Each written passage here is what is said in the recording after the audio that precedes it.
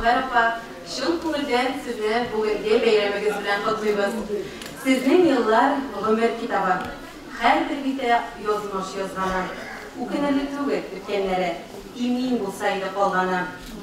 Sizning turmush yo'li mat'ur tarix. Ko'plar uchun o'rnak bo'ladi. Rahmat deymiz sizga shun ko'yrakdan. Sizning umr bizga g'ururlik.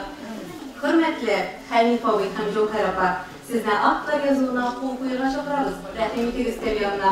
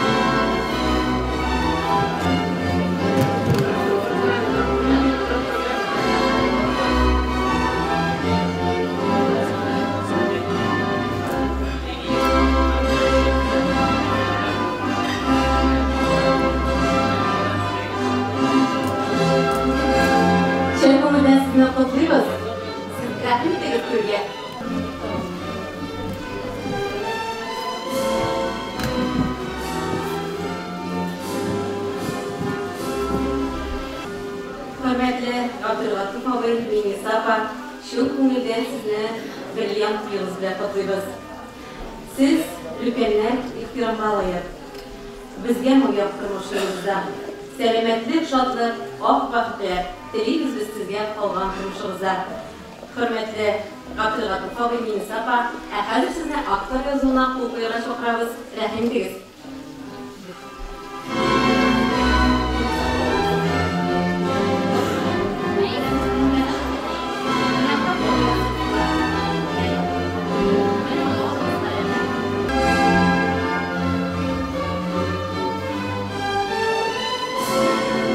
Rahmet sizge.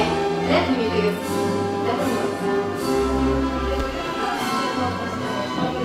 Hürmetli İbrahim abi, Fidaniye apa, şun ko'ngildan sizni bugungi bayramingiz bilan qutlaymiz. Xudoy bergan qo'li bilan yutuq, egizlikda uni yutular. Yozmish solgan o'rov yo'llarda ingni-inga kirib o'tdilar.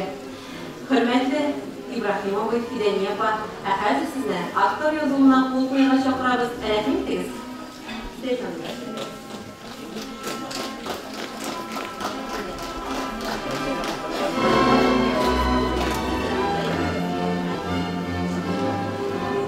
İyi zor rahmet sizge, şun ko'ngildan sizni tag'in bir qat qutlaymiz. Rahim etingiz.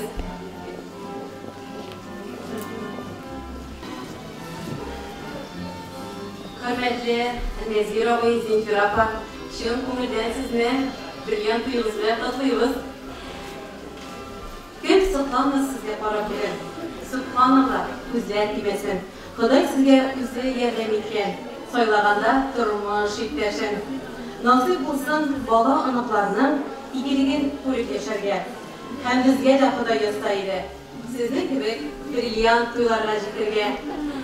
Hurmatli Zinfir apa, Nezir abi, ayda güzeli aktor yozuvini qo'l qo'ying.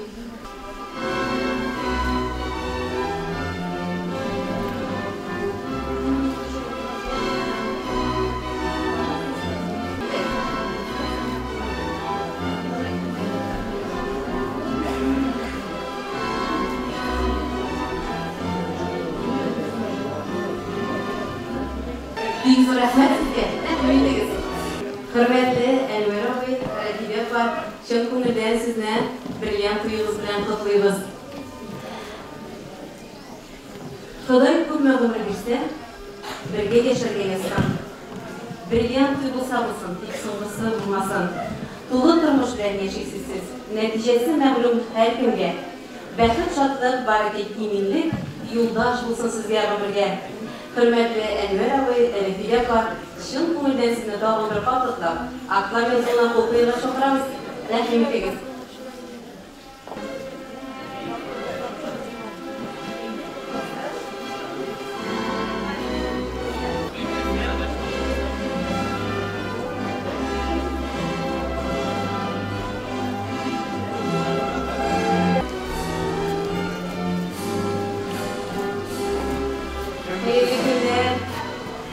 Hürmetli Arpetinovi Sonya Paşın ko'ngildan sizni bilgan tuyg'usida qutlaymiz. Selamatlik sizni tashlamasın. Kunlaringiz o'tsin shodlikda. Yashayoq demi. Dunyo yemi, sog'lik, yo'ldosh bo'lsin sizga har chog'da. Hurmatli Arpetinovi Sonya Paşın ko'ngildan sizni qutlab, aqtar yozuvini o'qiyga chaqiramiz.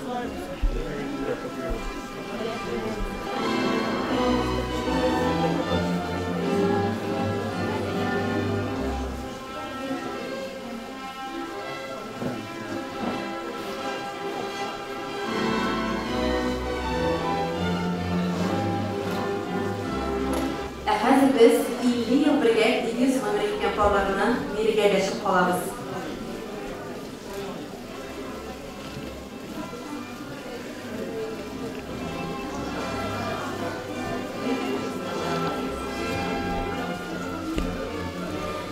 Hurmatli Valizoviy Teskilapa, shun ko'ngildan sizni oltin tuyg'u bilan qutlaymiz. Sizning yillar umr kitobi, har bir bitta yozmish yozgani, u kunida tug'ib, o'tganlari, imin bo'lsaydi qolgani. Hozir siz aytdingiz, aqlar yozuvini o'qib chaqiramiz. Rahmat.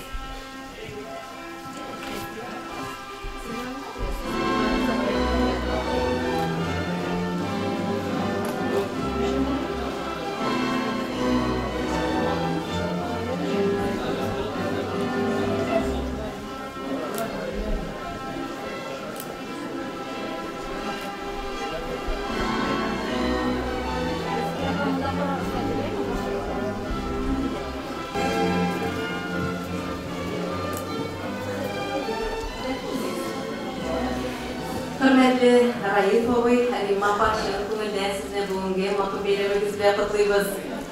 50 yil qo'llab quvvatlanib, par bo'lg'day umr etasiz. Bir-biringizga olmastirib bo'lib, umring vaqtlarini sutasiz. Alloh taolo sizga oila baxti, tegizlik tilaymiz. Hozir sizni aqtar yozuvini o'qiyga chaqiramiz. Rahmat.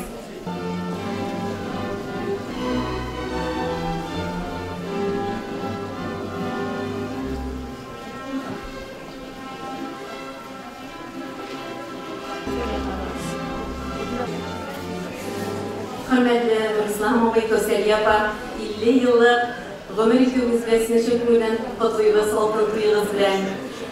Siz kunlar ehtiromga loyiq, bizga mo'yoq turmushingizdan salomatlik, shodlik, oq-baxtlar bilan o'tsin edi sizning oldingi turmushingizda. Hurmatli yubilyarlar, sizni aqlar yozuvini o'qiyga chaqiramiz. Rahmat.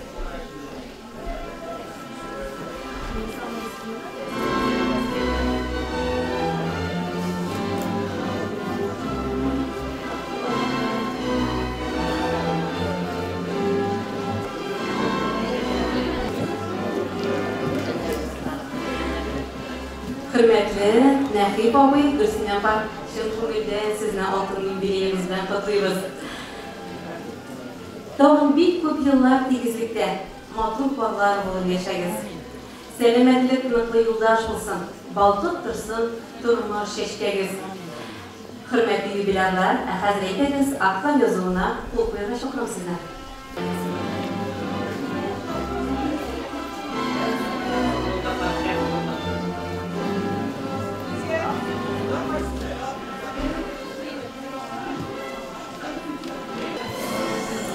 Hayırlı gün, hürmetli Rafaeloviy Halima, chin ko'ngildan sizni bugungi maqbuliyatimiz bilan qutlaymiz. Nasib bo'lsin, bola onalarning igiligini sizga ko'rga. Hali Xudo yozsa edi deb tegizlikda davom buyuk ko'p yillar motor yasharga. Hurmatli Rafaeloviy Halima, hozir sizni aqtar yozuvini o'qiyga chaqiramiz. Rahmat.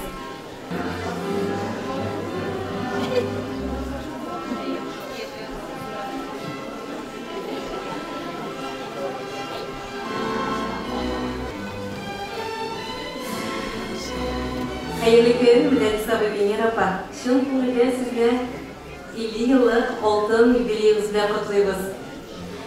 To'liq turmush bilan yashaysiz siz. Natijasi ma'lum har kunga. Baxt, shodlik, baraka, iminlik, yo'ldosh bo'lsin sizga umrga. Hozir aylangiz, aqlar yozuvini o'qiyga chaqiramiz sizni. Rahmat.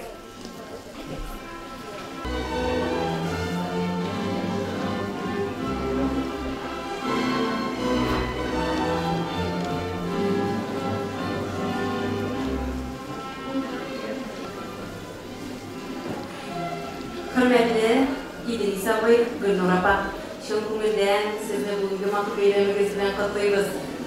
Гомерне бит илгә килмәдиләр. Кирәк булсын илгә килергә.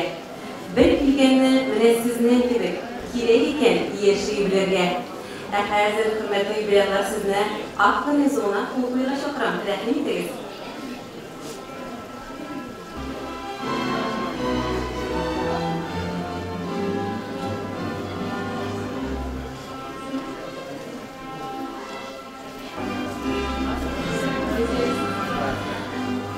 Hürmetli Şayxettin Abay, Gülnur Apa, şun көңілден sizni бүгінгі матур бейрәмегез белән котлыйбыз.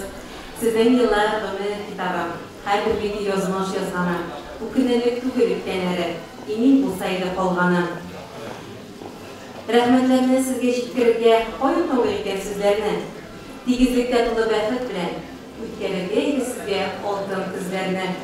Ә хәзер әйдәгез, актлар язуына кул куйырга чакырам сезне.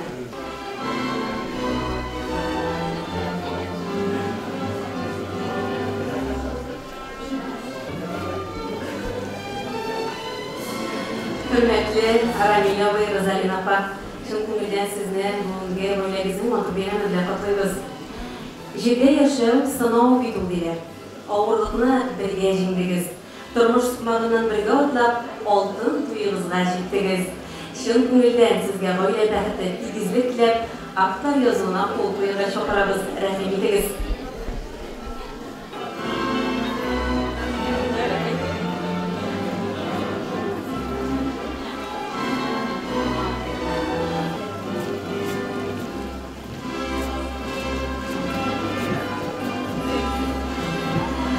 Abdülbarag Abay, Reşid Apa, şun көңілден sizne бүгінгі матур бейрәмегез белән котлыйбыз. Тагын бик күп еллар тигезлектә, матур карлар булып яшәгез. Сәламәтлек ныклы юлдаш булсын, балкып торсын тормыш чәчкәгез. Ә хәзер әйдәгез, актлар язуына кул куйырга чакырабыз сезне.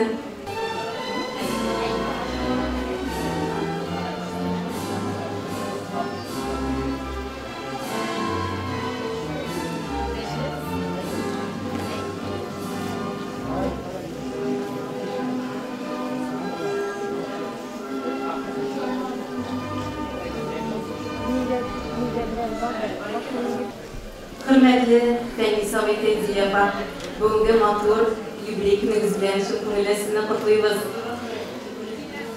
Тагын бик күп еллар тигезлектә матур карлар булып яшәгез. Сәламәтлек ныклы юлдаш булсын, балкып торсын тормыш чәчкәгез. Сезгә ныклы сәламәтлек телибез, гаилә бәхете, оныклар, балалар игелеге күреп, тагын бик күп еллар матур тормышта яшәргә исән. Ә хәзер әйдәгез, актлар язуына кул куйырга чакырабыз сезне.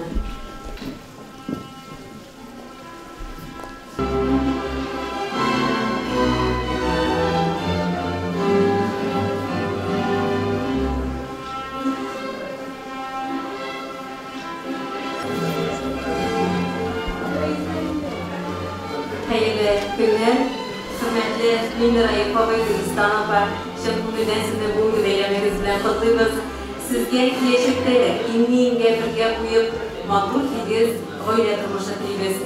Оныклар, балалар игелеге күреп, матур итеп яшәргә язсын иде тагын. Рәхмәтләрне сезгә җиткерергә каян табыр икән сүзләрне. Тигезлектә тулы бәхет белән үткәрергә язсын иде алдагы көннәрне. Hürmetli Münir Ayıpabay, Gülüstan Apa, ә хәзер сезне актлар язуына кул куйырга чакырабыз. Рәхим итегез.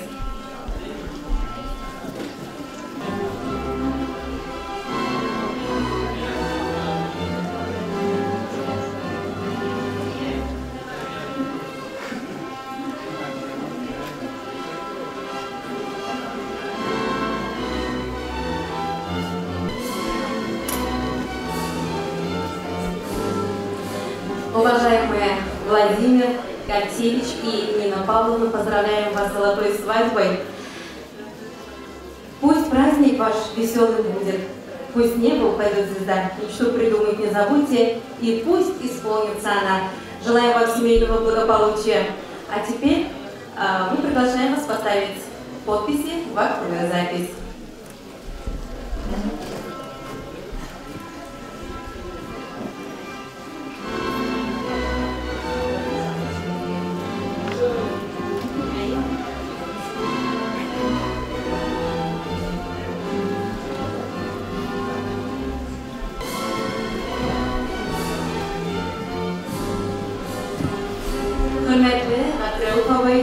апа, шын күңелден бүгінгі бейрәмегізбен сізden құттықтаймыз. 50 yıl kulak kulduğunu var bulunday ömür edesiz.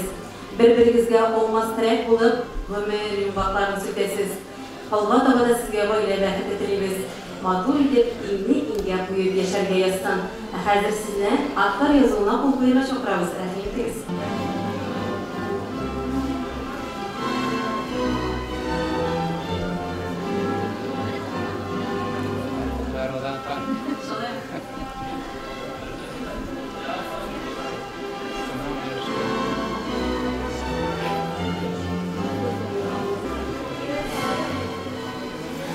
Hürmetli Haşimami Hüsnü Parçalıklarından bugünkü beyramımızdan sizden kutluyoruz.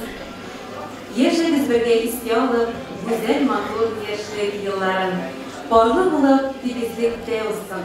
Sizge nasip ömür yılları. Sizge böyle vəhdət titizlikle aktar yazılına kutluyorlar şapramız. Rahmetiniz.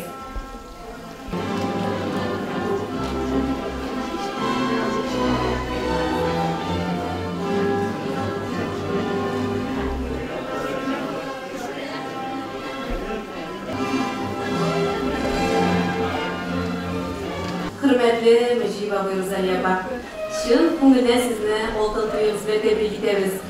Oltun Toy, ул yıllar sınavına girişmegen ulu məhabbetin şabılışı. Jirde yaşam sınav bituldiler, ağırlıkını birge jingdigiz. Turmuş tutmağından birge otlap Oltun Toy'unuzga jitdigiz. Xudoy bergen ulu bülep bitul, tegizlikte ömür etiler. Yozmuş salgan urav yollardan inge tire uydular. Hürmetli Müjiba Buyuruzaliyaba, dağın bir pat sizne, şoşu beyramingizden tuttap, gayret tegizligi tilep, aktar yazılına kokuyla şokramız. Rahmetiniz.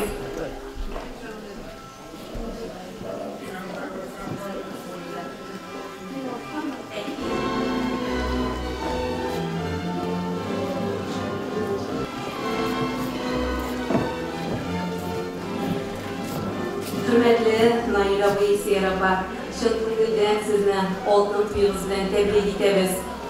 Rahmetlerini sizge şükürge oyun toğul eken sizlerine. Tegizlikte tulu bәхет bilen ütkeringe sizge de Oltun kızlarına. Nasip bulsun bala onuklarının igiligin sizge körünge. Eli Xudoy yazsaydı biz tegizlikte tanışılay uzun yıllar ömür etirge. Hürmetli Naila Beyisiyaraba, aktar yazılına kol koyuğa şapramız sizden.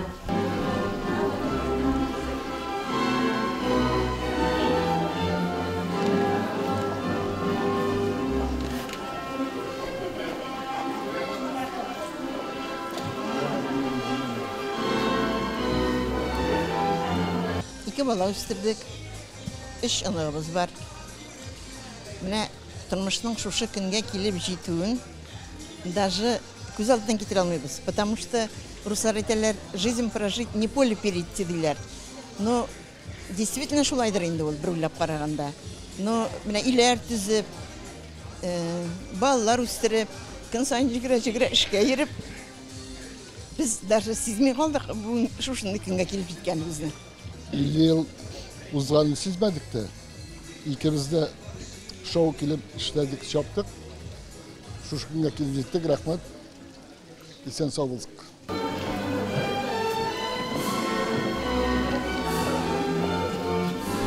Hürmetli Halil Oğay, Nurzide Başı'nın bugünkü beyramımızdan kutluyoruz. Selametli sizni toşlamasın. Günleriniz yüksün şadlıkta. Yaşam temi, dünya yemi, sağlık, yoldaş sizge, bulsun sizge her vakitte. Hürmetli Halil Oğay, Nurzide Baş, sizden aktar yazılığına kol koyuğa şokramız. Rahmetiniz.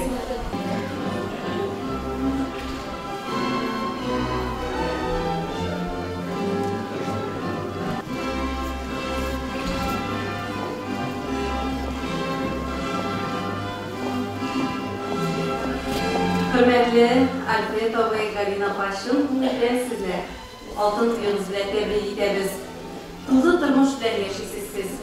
Neticesi məmnun hər günge, bәxet, şadlıq var deyip inindik, yoldaş olsun sizge ömürge. Esen sağ olun, tegizlikte, maturluq turmuşda yaşarga yazsın sizge. Hazır ederiz, aktar yazılına kol koyuğa şokramız. Rahmetiniz.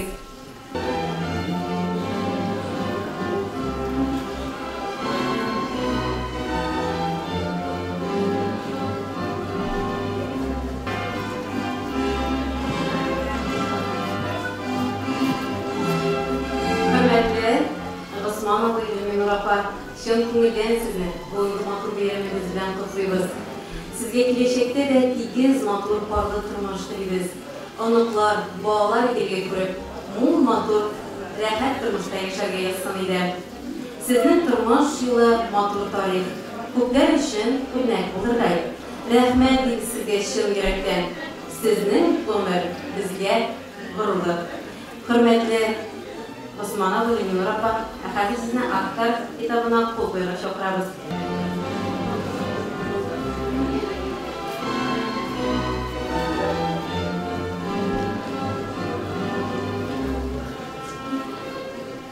Hürmetli Rakib abi Nezir apa, Nezir başın көңілден sizin бүгінгі матур бейрамыңыз bilen kutlayız. Sizin yıllar ömür kitabı, her bir bitti yazılmış yazğana. Bu günlük tügül ülkenlere emin olsaydı kalğana. Şu көңілден sizni kutlap, Akkar yazılına qol qoyuğa şoqırabız. Rəhim etiniz.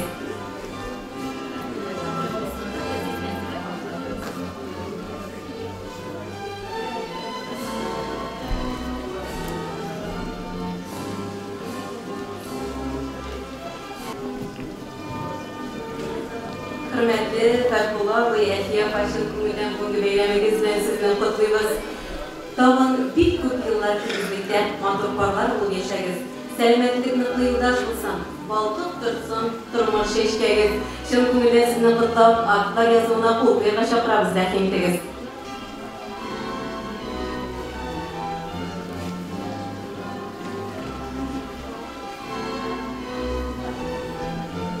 Hürmetli Marsila ve Etiye başın көңілімізден sizni altın duyuğuz bilen kutlayız. Kim sıklanmaz sizge bugün para? Subhanallah, küzde emesin. Xudoy sizge o'zi yerden etken soylaganda turmuş yüklersin. Tağın bir көп yıllar tegizlikte matur parlar bulup yaşayız. Selametlik nıklı yoldaş bulsun. Balkıp dursun, turmuş eşkeğiz. Hürmetli Marsila ve Etiye әхәді sizni Akkar yazılına qol qoyuğa şoqırabız. Rəhim etiniz.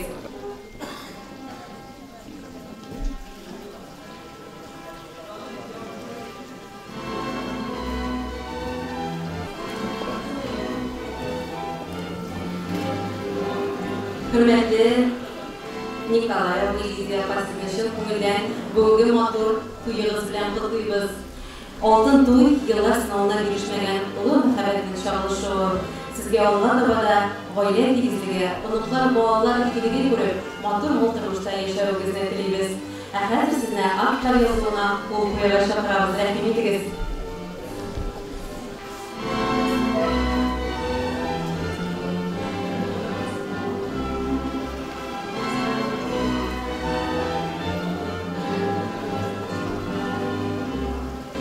Hürmetli Rakib abi Neseriye başın көңілден sizni бүгінгі beyramыңыз bilen kutlayız.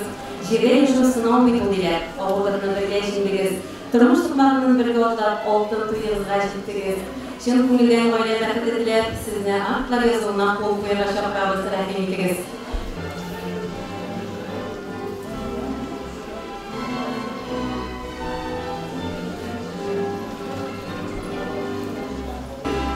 Hürmetli Fuat abi Nuriye var. Şun көңілден sizni бүгінгі beyramыңız bilen kutlayız. Alдағы turmuşlarımızda sizin şulay parlı ötseydi. Sizin turmuş yılı matur tarih köpler için örnek olurlar. Rəhmət dedi sizge şun yürekten. Sizin ömür bizge gururlar. Әхәді sizni Akkar yazılına qol qoyuğa şoqırabız. Rəhim etiniz.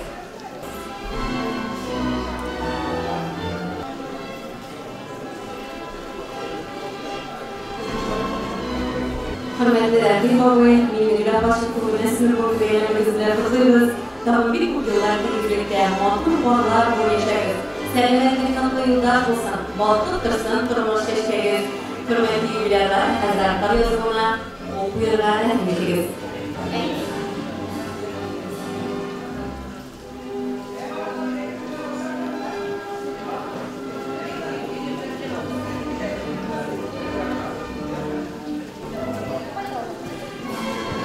Hürmetli Mara Davide Simaka, şun көңілден sizni бүгінгі beyramыңız bilen kutlayız.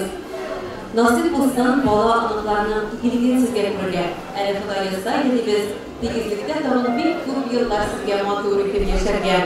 Әхәзір, hürmetli Mara Davide Simaka, sizni Akkar yazılına qol qoyuğa şoqırabız.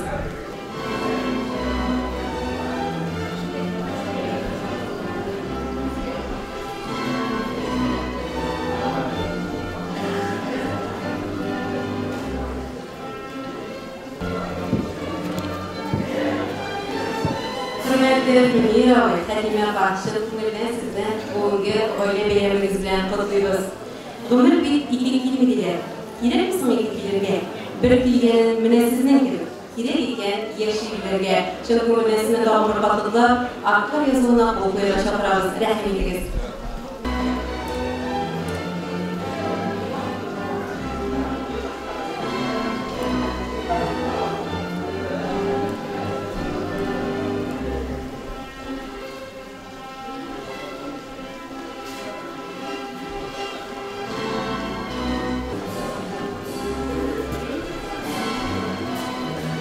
Hürmetli Azizcan ve Kadriye Apar, şın kümülden sizi bugün beyramınız bilen kutluyoruz. 50 yıl kullak bulutunu var bulduğunda harekətsiz, bir-birinizge olmaz gerek bulup, ömür yuvaklarını şüphesiz. Allah da tigizlikte motor oturmuşta yaşarga nasip olsun, ahirde ederiz. Aktar yazılına kul kuyuna rahim ederiz.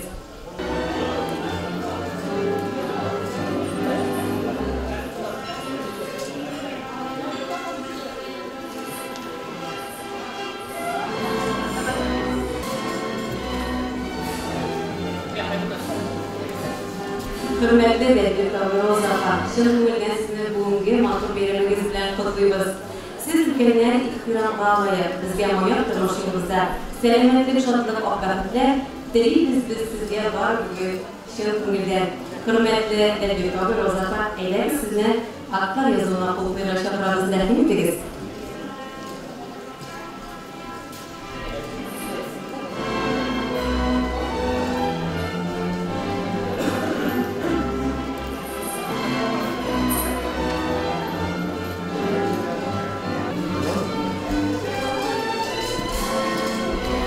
Hürmetli Kabiroğlu Rayaba, şirkumulden sizinle bugün matur beyramınız bilen kutluyoruz.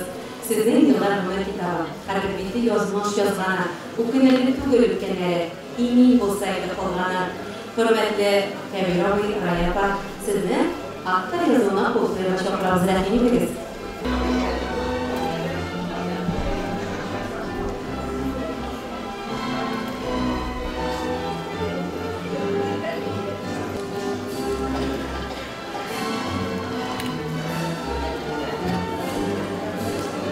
Hürmetli Fehmi Oğuzhan Yapar, şın kümülden sizinle bugünkü beyramınız bilen kutluyoruz. Sizin turmuş yolu matur tarih, köpler için örnek olurlar. Rahmet ediniz sizge şın gerekten. Sizin ömür bizge yapırlar. Hürmetli Fehmi Oğuzhan Yapar, ahazı sizin aktar yazılığına okuyla şapırağınızı rahim ediniz.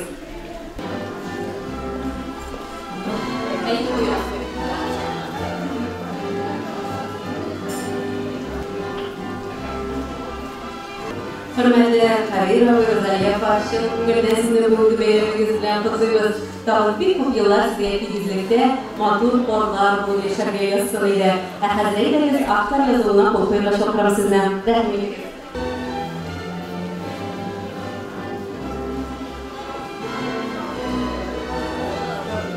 Biz bugün zor beyramga, zor tantanaga jyylışdyk. Kalendarny beyramlar, tugan günler yılda qobatlana. Bizning bugungi beyramimiz o'z g'imirimizda birgina bo'la turgan zo'r tantana, zo'r bayram. Biz bugun tigizlikda 73 yaşımızga yetdik. Allah'a şükür.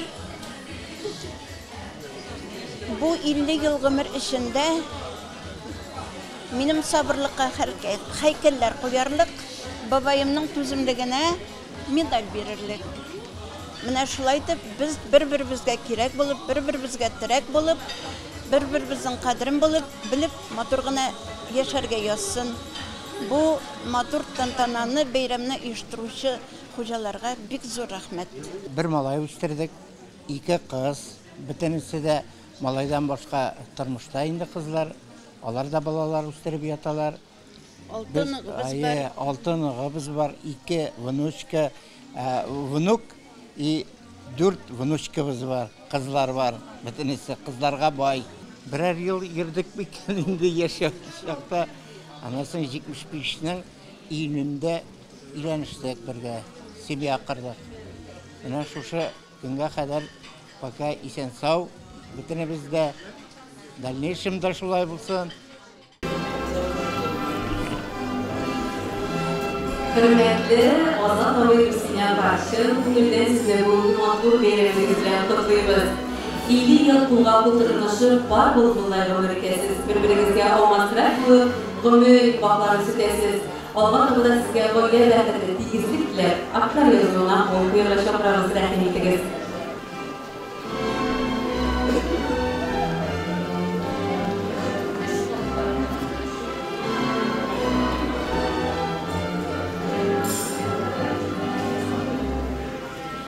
Bizning tanışu şoya buldu indi cemaatim bilen. Şuşa vatamin Azim PMK 12'de biraz saatinde şeydireyim. Kildim mi kılmış işe. Şuldamda benim tuğanı yaşaymış, sonra kildim indi. Taktar aşağında Azim PMK 12'de. Kadim kafatüde bir motoruna tepedekine kız basıptı. Her gözüm şütü şu kızga. Şundan Allah aşkına tanışıp gittik. Ondan sonra tanıştıktan ben gittim armiyaga. O beni armiyaga gitkanında 2 yıllar kütüp durdu. Başta kızımız deysen tudu, onları malayımız ayrat. Tudu bu hafta biz Yever'de yaşadık. Yever'de son biz Şemer'de küçündük. 200 da PMK2'de işledik, stratejik uyuşmada indi. 3. balası kızımız tudu. Buna Allah aşkına bir kağımır ettik 50 yıl. Bağlar 4-9 nağız var Allah aşkına, 3 balası var indi. Bilgili. Ama yaşayatlar şol, insan sabırsınlar, bağlar üstesinler, tigiz yitip. Yaş çoktağı hisler komanda barlar birbirinizge. Bir de süngeni yok singlim. Bulayında türlü şak bulayında. Barın barayı, şulay bulmasa yaşap da bulmasıydı. Şulay bulmasa yaşap da bulmasıydı, ölüm indi benim. Elhamdülillah, bu bütün ömürlerimizge şükrana kılarız. Eybet yaşadık. Bağlarda insan terbiyeli buldular. Allah'a da özümüz çatırıştık indi, terbiye verirge indi. Bir de kızıllık getirmediler. Barsa da simyalı 9 ınığımız var elhamdülillah. Bit kanaat biz. Hürmetli Züfer Ağabey Emine Apa, şığın kömürden sizinle bulundurmadığı belirlememizden tutuyoruz. Dağın ilk yıllar sizge tiyizlikte orpanatlı bu yaşarıge yazısınıydı. Amin. Efendisine aktar yazılından koyu buyurlaşa bırakırız rahimdiriz.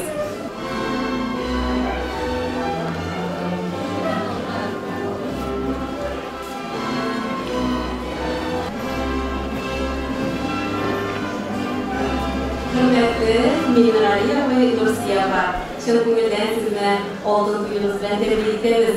Sizin yıllarımdaki tarafı her bir bitti yazmış yazana. Bu günlük tügülükene, imin bulsaydı korgana. Şıl gününden sizinle burada aktar yazına okuyulaşa bırakırız. Rahimdiriz.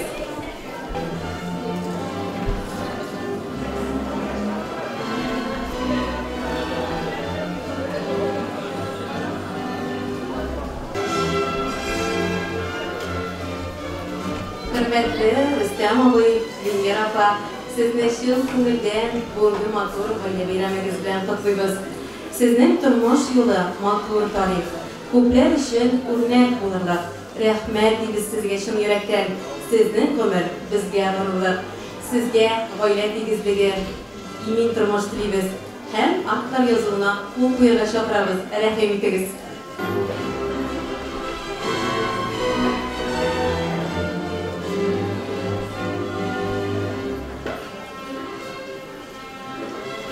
Hürmetli yubilerler, yetekçiler, şoktulgan konaklar, şunun birimizin yazmışı tantanası tamam. Sizin her bir şahısına da böyle vəhdədə tigiz motor mul turmuş dileybiz.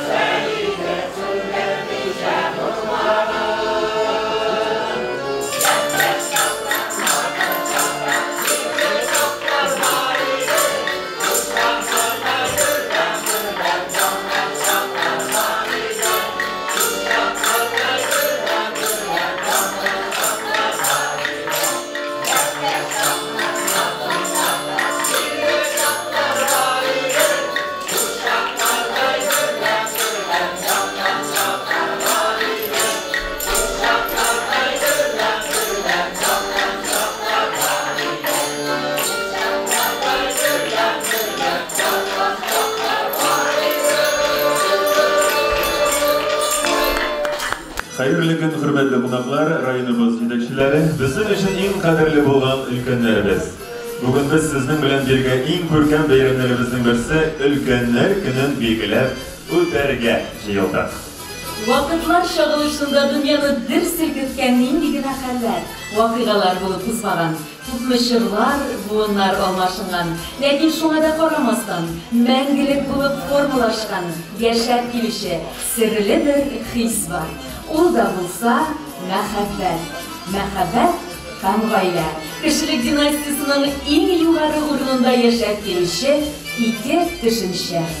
Мәхәббәт һәм гаилә төшенчәләре турында туктамыйча бик озак сөйләп торганы бик буларды. Сүзләрнең хаклыгын бүгенге бәйрәм залыбызда утыручы ап-ак яулыклы мөлаем апалар һәм шигүле түбәдә кигән нурлы йөзле абзыйлар раслый. Rayonumuz һәм авылларында бер-берсен хөрмәт итеп, пар канатлы булып яшәүче, яшьләргә өлге итеп куярлык гаиләләр бихисап. Алтын туйга чаклы бергә гомер итү җиңел эш түгел. Алтын туй еллар сынауга бирешмәгән олы мәхәббәтнең дәлилен, чагылышын дәлилли. 50, 60 һәм аннан да озакрак еллар бергә яшәү өчен кешеләрдә күпме сабырлык, түземлек, акыл, өмет һәм ышаныч кирәк.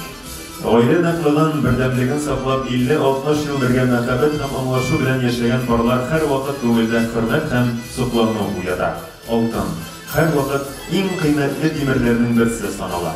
Ул ниндидер авыр хезмәт белән яулап алган мөһим биеклекне гәүдәләндерә. Менә шуңа күрә дә алтын туй озак еллар бергә яшәгән парларның бәрәкәтле хезмәте белән яуланган җимеше ул. Әйтте бриллиант туй 60 ел уртак язмыш, уртак гомер. Ә бу иң кыйммәтле затлы асылташ бриллиантка иң гомер.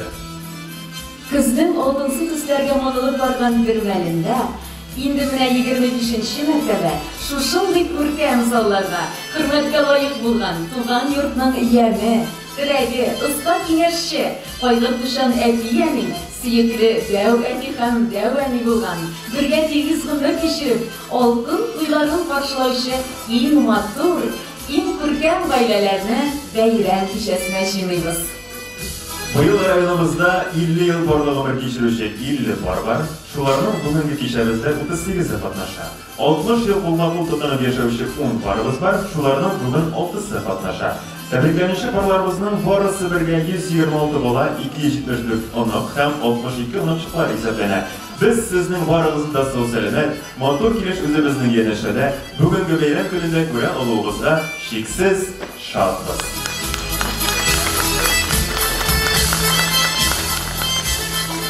Hürmetli ülkenlerimiz, sizden жылы, сикімлі, bir-birigizге карата игътибарлы булуыгызны күргәч, үземнән-үзе шушы матур шигъри юллар күңелгә килеп төшә. Мәхәббәтнең гомере шикләнмәгән, ул хас түгел бары яшьләргә, ул яраткан кешенең йөрәгендә гомер буе янып яшәүдә, бәхет диңгезендә яшнәүдә. Кадерле алтын һәм бриллиант парлар. Сезне бүгенге бәйрәм көнегез белән чын күңелдән тәбрик итәбез. Сезгә нык сәламәтлек, хәерле озын гомер, имин тормыш, бәхетле, тигез картлык телибез. Бәйрәм белән сезне!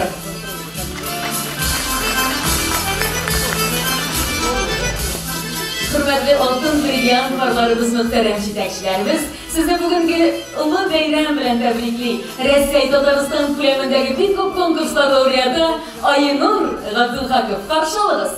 Инде Айнурдан бергә чакырганчы, сезнең өчен шушы Илья ресторанының хезмәткәрләре кеше белән, җитәкчеләре кеше белән тәмле ризыклар әзерләнде. Хөрмәтле бүгенге бәйрәмебез кунаклары, хөрмәтле җитәкчеләребез, читен сынып утырмагыз, рәхәтләндереп, сый-хөрмәтләрдән рәхәтләндереп ашап утырырга сезгә теләп калабыз. Бәйрәмнәр күңелле булсын, без бәйрәмебездән башлыйбыз. Ашларыгыз тәмле булсын.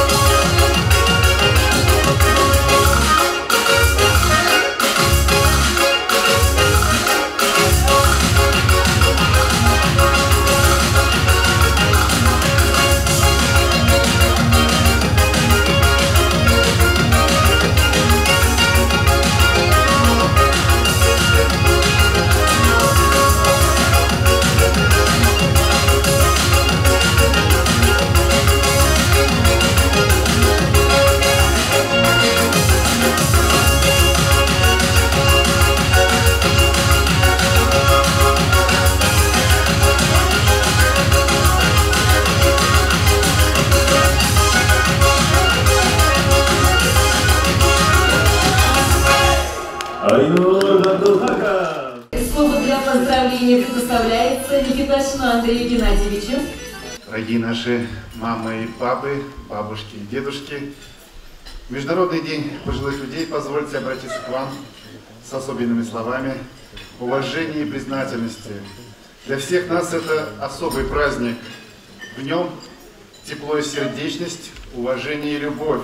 А еще это прекрасная возможность сказать теплые слова благодарности вам, нашим отцам и матерям, ветеранам войны, труда, пенсионерам, всем пожилым жителям за многолетний добросовестный труд, который позволил нашей родной республике оставаться примером для других регионов.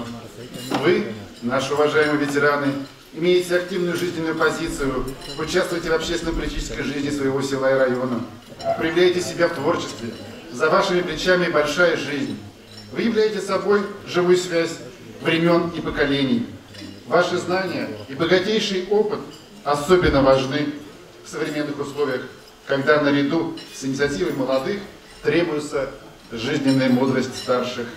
Забота о пожилых людях является одной из приоритетных задач государства и всего нашего общества.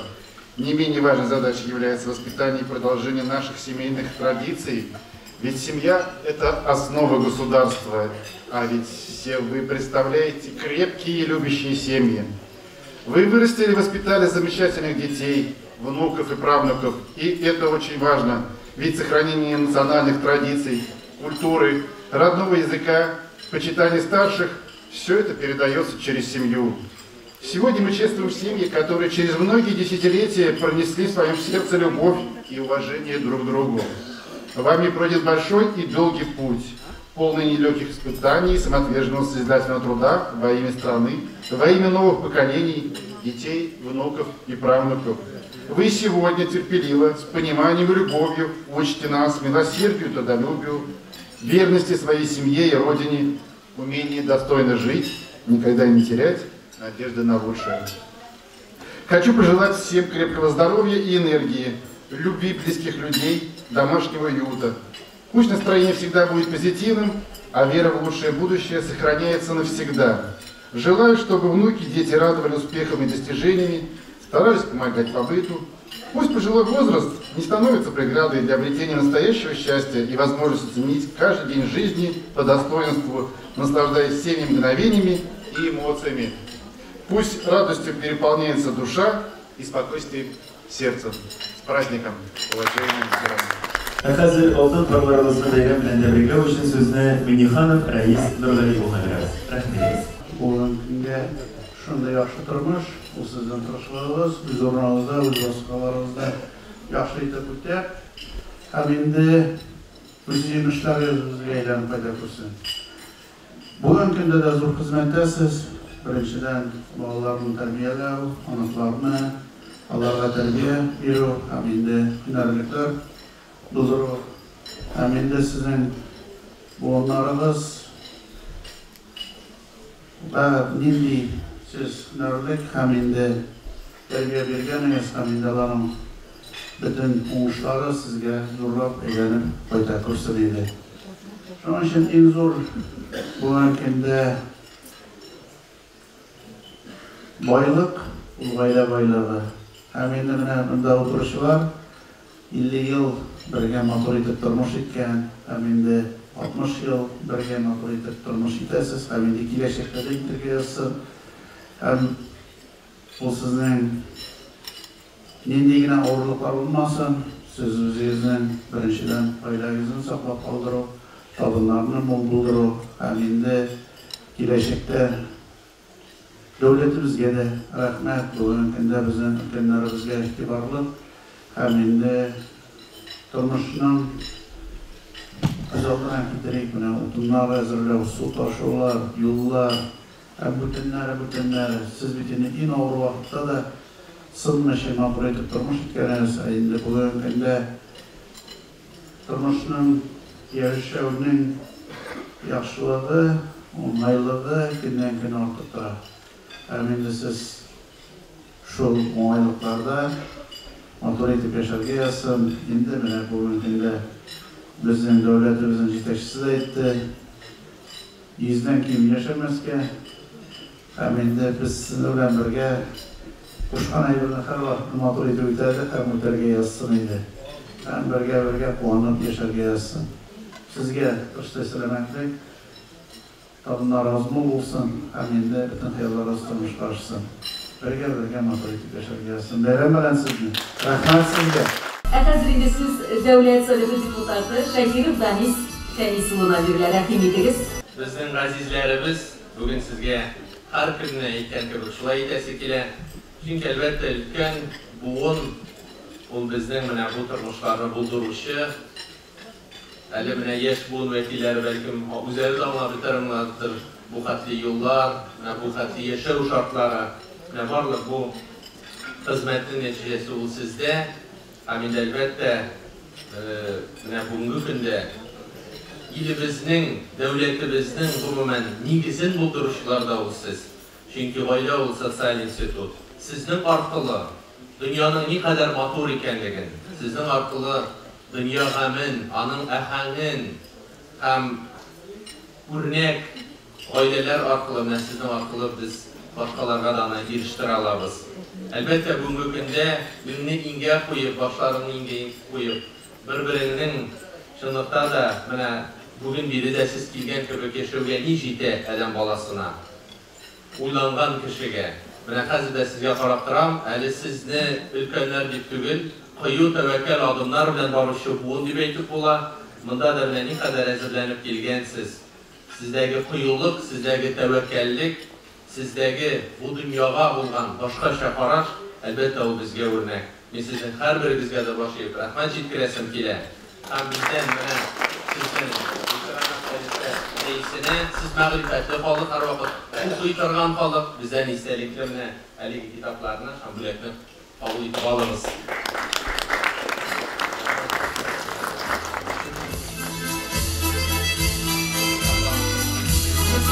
Hazırında siz Aitov Niyazовна verilen rahim ediniz.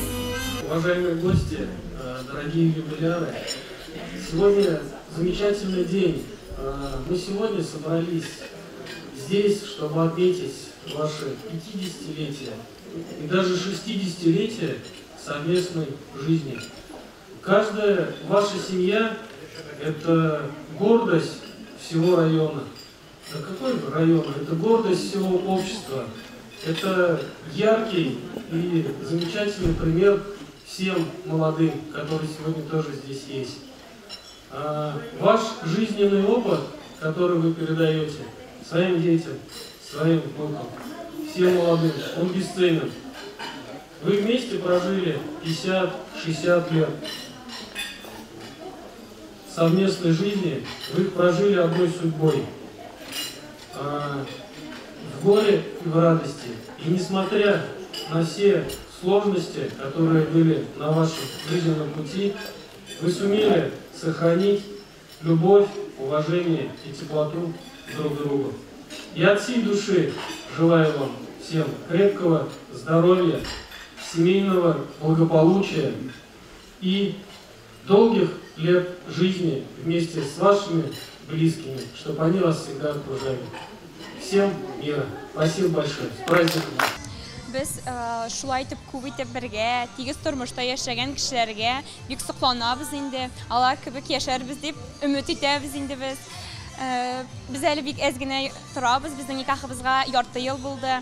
Әмма дә ләкин без инде бер-беребезне хөрмәт итәргә, бер-беребезне тыңларга, сүз бирергә, вакытында тынып торырга да тырышабыз инде. Biz şu 50-60 yıl birge yaşayanlarga örnek bulup yaşarga söz beremiz. Jiratda kalgan 65-75 yıllarda rayonumuzun köpkün avullarında bir adlı toylar gürlegen. Yaş, şiber kızlar kilin kılıp düşken. Türlü oylarda türlüşe, kıymak kınaytıp gayret izleden. Toy yasagan parlar 50-60 yıldan sonra bütün rayon halkı bilen jıyılıp, zurlap, yartı gazırlık ötken barlık ömürler bilen kutlarlar ve uylamaganlardır mıgayın.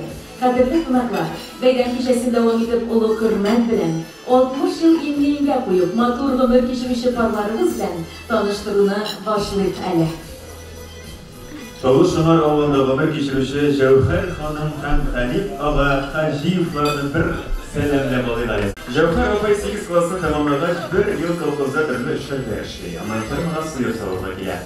Karim Opay 8 klasından sonra kolkozda türlü işlerde 1963 yıldan 92 yıla kadar traktörda işleyi. Firmada traktör bilen su taşıytırgan bulalar Cevher Opay bilen şurada tanışıp giderler. 3 yıl boyu işlerşip yürüyor da 1965 yılda kavuşalar. Cevher Opay 1978 yıla kadar firmada sıyırsalar. Ondan seyirmekleri okşov sebeple varan olası işler üretmişler. 95 yılına kadar şunda işler pensiye aşılar. İşler dövründeki oldumlarından dolayı maktal takasının düşmeden diye özü, ötekiler sırtındaki patnaşlar ile büleklerine büyük kub birelerde değil. Kayın kovayı traktörçılık kavgayı çiğen cillerinin işletmelere patnaşan 32 yıl traktörda işleyip, 93 yıldan sesir oluşu başta içeyin kambayında işleyip, 2000 yılda pensiye aşılar, hizmet bitiranı hissetmeye var. Kayın kovayı Cevher Opay Maktabına sevdi. Yaşağı jingel buldu, bu iş bildi değil. Cevher Opay Kayın kovayı işledik usta. Monjör aşılara teyzelerle işi yer şartta garmanda oynayıyla bizi iyide eyledik maktiyi tutma.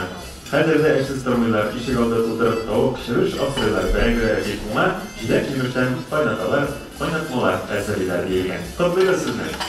Latif Rajip ulu 1940 yılının 8 fevralinde Soba rayonu Timurşık avlunda dünyaya gelir. 1954 yılda 7 yıllık mektebini tamamlayıp, 55-61 yılda kolxozda tirlikçilikte işleyip, sonra firmada hesap alışı, kolxozda yardımcı buhalter, avul sanatı председателі, kolxoz председателі yardımcısı, sütçülük firmasında firma müdürü, kolxozda buhalter yardımcısı, layıklı yola gitkençe boş buhalter bulup hizmet kılar. Melisa Fatime kızı 1942 yılın 25 Mart'ında Soba rayonu Timurşık avlunda dünyaya gelir. 49-56 yıllarda Timurşık'ın 7 yıllık mektebinde okuyup, 57-76 yıllarda firmada sıyır savuşu, sonra Timurşık mektebinde teknik hizmetler bulup işler layıklı yolga çıkar. 65 yılın 5 fevralinde Latif Opay bilen Melisa Fatime turmuşluk yaşadılar. Onlar 3 bala, 2 malay hem 1 kız üstüreler. 7 ınıkları var, 5 ınıkşıkları var. Beyden bilənsizmi? Bugün bizning әти bilan әнине birga turmush qura boshlaganlarına 60 yil. Biz ularni chin ko'ngildan tabriklaymiz. Ular birgalashib 3 bola, 7 iniqlari ham kuyov kelinlari bor. Olga tabataqim ularga tegiz farqliq, uzun umr tilaymiz. Ham so'zimni davom etib, bir shitir yo'llari bilan davom etasin kelar. Sog'inmag'iz uzgan umrlarni. Gelecekka yo'llar tuzaymiz. Og'irliklar bo'lmay qolmasin deb kuchni jinob turasiz. Tuzigiz. Ustanmag'iz. Ortaya deb yuzlar.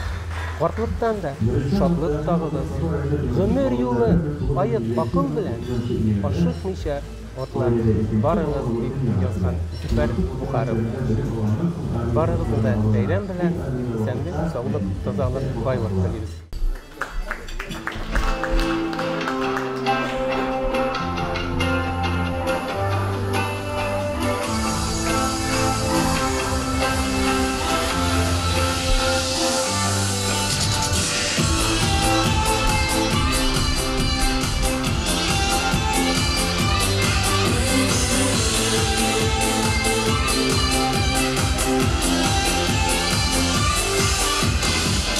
Wow.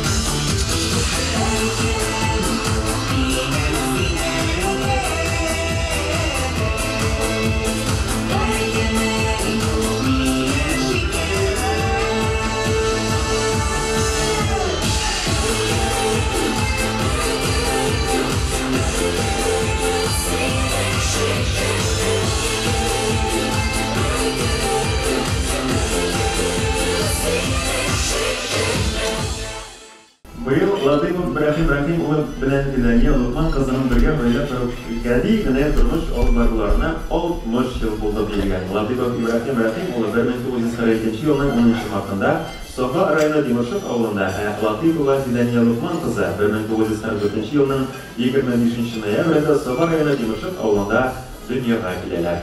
Ибрахим абый 7 класс, Фидания апай 8 класс белем ала. Мәктәпне тәмамлагач икесе дә Димашев авыл фермасында хезмәт куялар. 1965 елның 15 августыннан Ибрахим абый белән Фидания апа тормыш корып бергә яши башлыйлар. Ибрахим абый лаеклы ялга киткәнче төрле эшләрдә хезмәт куя. Фидания апай сәясәт булып эштә лаеклы ялга чыга. Бәхетле бай бергәләр 5 бала, 4 малай һәм 1 кыз үстерәләр. 12 онық, 6 онық шыклары бар дигән. Котлыйбыз сезне. Нәзир Касыймулла 1941 елның 8 майында Милгәр авылында, Зинфира Кысмулла кызы 44 елның 24 августында Сабай районы Сабай авылында дөньяга килә. Мәктәпне тәмамлагач Нәзир абый Кушкин колхозында тракторист булып эшли. 61-64 елларда армия сафларында хезмәт итә. Армиядан кайткач колхозда тракторист булып, Зинфира колхозда хезмәт куя. 63 елның 25 сентябрендә Нәзир абый белән Зинфира бергә тормыш корып яши башлыйлар. Зинфира бик тырыш, уңган ханым була, матур гөлләр үстерә. Башта колхозда аннан 15 ел медпунктта булып эшләп, лаеклы ялга чыга. Нәзир абый белән Зинфира бергәләп 3 бала, 2 малай һәм 1 кыз үстерәләр. 6 оныклары, 2 оныкчыклары бар. Бәйрәм белән сезгә. Касимов Нәзир белән Касимова Зинфираның кызы Венера була. Шолы шәһәрендә яшибез, иптәшем Ринат. Без әнине шын күңелдән 60 ел бергә туру көннәре белән шу мотор бриллиант туйлары белән котлыйбыз. Аларга сәламәтлек, тыныч тормыш. Алар бик тырыш булдылар. Аларны һәр вакытта фәрештәләр саклап йөрсен иде дип теләк. Бик яхшы мотор теләкләр белән Халабыз. Безнең өйләребезнең утлары сүнмәсен иде. Әтияне булганда ишекләр ачык булыр Алла белсә. Шундый мотор открытка ясадык. Әти белән әнигә. Шулай күп еллар буе тагын безне сөйдереп яшәсеннәр иде. Әнвәр абый тормышы белән Әрки районы яңа Үргәгар авылыннан гаиләдә 6нчы бала булып дөньяга аваз сала. Белемгә омтылышы көчле булганын Арча педагогик Казан дәүләт университетын тәмамлый. Армия сафларында хезмәт итә. Әрки районы комсомол оешмасында сәхәди Куйбышев проектында инструктор вазифаларын башкара. 1937 елдан 90 елга кадәр тормыш юлы хәрби комиссариат белән бергә. Башта Әрки районы, аннан Сабай районы хәрби комиссариатында эшләп, лаеклы ялга чыга. Пенсияда булса да, Әнвәр абый озак еллар районның ветераннар советына җитәкләде. Рәфидә апа тормышы белән Әрки районыннан, Яңа Алпар авылыннан хезмәт юлы гарип тармагы белән бәйле. Йошкар авылдагы педагогия институтының математика бүлеген тәмамлап, Әнвәр абыйның туган авылына укытучы итеп эшкә килгән. Танышлары да шунда була. Район мәгариф бүлеге башында оештырылган кичке мәктәпнең завучы булып 16 ел эшли.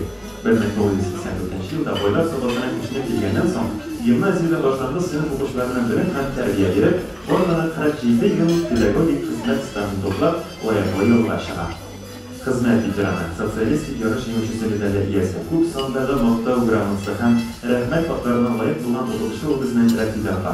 Сабар Җәмит мәчетендә 2009 елдан бирле шәкертләренә дин сабаклары өйрәтергә дәвам итә. Ахиятуллиннар бистәбезнең зыянлы, үрнәк, матур гаиләсе булып гомер кичерә. 4 бала тәрбияләп үстереп, аларны олы тормыш юлына озатып, бүгенге көндә оныклар һәм оныкчыклар бәхетенә куанып, һәр яңа туган көнгә сөенеп гомер кичерә алар. 7 онык, 1 оныкчыклары бар. Тәбрикләйбез сезне. Гарәпкин Сәйди улы 1947 елда Касырның Сабай районы Түкәл авылында туа. Мәктәпне тәмамлагач хезмәт эшләмәген башлый. Казакъстанга күчеп килә һәм тимер юлга эшкә урнаша. 1971 елда Шәмәрдәнгә кайта. Соңгы эш урыны Шәмәрдән ит комбинаты. Эш стажы 30 ел. Бүгенге көндә лаеклы ялда. Сания Кәтки кызы 1948 елда дөньяга килә. Касырның Сабай районы Шәмәрдән станциясендә туа. Мәктәпне тәмамлагач хезмәт эшчәнлеген башлый. Казакъстанга күчеп китә. 1966 елда Сәйдетдинов Гарәпкин Сәйди улына кияүгә чыга һәм Сәйдетдинов фамилиясын ала. 71 yılda şəhərdən departaj, şəhərdən ilk koordinatına işə olmaşa. İş stajı 25 yıl. Soğlu iş uğruna şəhərdən ilk koordinatı. Bugünkü gündə layıqlı yolda. Hizmet veteranı. Hizmetteki uğurlar için maqtav gramatları bilen büləklənə. Seyfettinliklar ailesinde 60 yıl Türkan varlığı mülkişire. 5 bala üstürgenler. 11 ınıkları, 4 ınıkşıkları var. Kutlu sizler.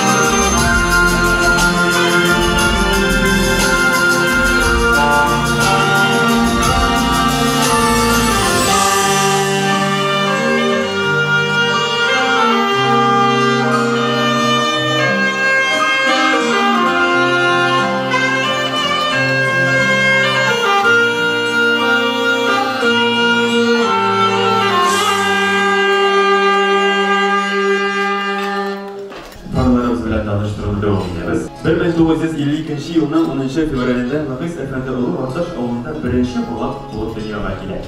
Ulu Ortaş Mektebi'nde bilim olup, armiya saflarında hizmet edip koykandan soň Ortaş Oğlu'na işe olmaşı hem layıklı yolda çıkkanşı şunda hizmet koyan. Tezkere Paysa'nın 1952 yılının 10. yanvarında ikinci bulak bulup dünyaya geldi. Zavod Nafis Mektebi'nin tamamda Ortaş Oğlu'na işe olmaşı.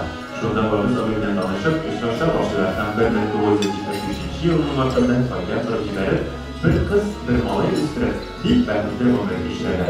Onların ılıtırmış hafifaya bastırıp, 5 ondan 3 ondan tәрбиеләргә булышалар. Бүгенге көндә малай гаиләсе белән бергә 8 матур гомер кичерәләр. Рәхмәт сезгә. Раиса Егәрәйұлы Сабан районы Кіші Кибәші ауылында 1948 елның 15 июлендә тәүге бала булып дөньяга килә. Төбәктә 7 еллык мәктәптә белем алганнан соң Кукмара районы Янир көллиятендә белем ала. 1964 елдан Әрді совхозында тракторда эшли башлый. 46 ел эшләү дәврендә бик күп мактау грамоталары, 3-нче дәрәҗә хезмәт даны ордены, халыклар дуслыгы ордены, фидакар хезмәт өчен медале белән бүләкләнә.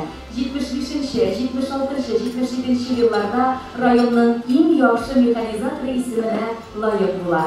Римма Сынгатулла кызы 1953 елның 27 мартында Туктамыш авылында гаиләдә икенче бала булып дөньяга килә. Әтте мәктәбендә тугры булмаган урта белем алганнан соң фермада эшли башлый. Шунда булачак тормыш иптәше Раиф абый белән таныша. Арада мәхәббәт уты кабына. Һәм алар 1974 елның октябрь айында гаилә корып яши башлыйлар. Римма подәшләр дәврендә алдынгылар сафында булып, слетларда катнаша, бүләкләр ала. Раиф абый белән Римма патик бала, 3 кыз һәм 1 ул тәрбияләп үстерәләр. Балалар инде барысы да үз гаиләләре белән төрле җирдә гомер кичерә. Кызганычка каршы уллары каты авырудан яшьли вафат була. Бүгенге көндә аларның 5 оныклары бар. Хәзерге вакытта Раиф абый белән Римма патик йортта балаларның оныкларының уңышларына куанып, матур гомер кичерәләр. Тәбрик Нуристан Абдрахман улы Саба районы Димашык авылында 1950 елның 30 июлендә гаиләдә икенче бала булып дөньяга килә. Димашык урта мәктәбендә белем алганнан соң армия сафларына алына. Ул армиядә вакытта әнисе вафат була. Армиядә вакытта 1972 елда Киевдә эшкә килә. Бу вакытта инженер сафларына караган булып Киевдә авылында мохаслык комплексы төзелә башлана. Кәүсәрия Абдрахман кызы 1956 елның 26 октябрендә Киевдә авылында гаиләдә тәүге бала булып туа. Алар гаиләдә 5 бала булып үсә. Әти әнисе эшкә вакытта Кәүсәрия Абдрахман әнисе сыннан карага туры. Мәктәп елларын уңышлы гына тәмамлаганнан соң Кәүсәрия апада туган авылында эшли башлый. Башка авылдан килгән Рөстәм исемле шигырь егеткә Шәрия Кәүсәрияның күзе төшә. Егет белән кыз арасында 3 көн калына. Шулай 3 ел очрашып килгәннән соң 1975 елның 8 мартында Кибәши авылында яңа яшь гаилә барлыкка килә. Кәүсәрия 45 ел муниципаль комплексында башка бригадир ярдәмчесе, аннан бригадир булып эшләп, лаеклы ялда чыга. Нуристан абый 40 ел стажлы машина йөртүче. Ул әле лаеклы ялда чыккач та руль артыннан төшми. Латыклар бер кыз һәм 1 ул тәрбияләп үстерәләр. Кызлары Гүзәлия Яши районы Әрби мәктәбендә укучы эшли, уллары Фәнис Түбән Кама шина заводында хезмәт куя. Бүгенге көндә аларның дөртләре, бер мөмкинлекләре бар. Хәзерге вакытта Рөстәм абый белән Кәүсәрия апа балаларның оныкларының уңышларына куанып, аларны кайтканда куанып көтеп, матур гомер кичерәләр. Котлыйбыз сезне.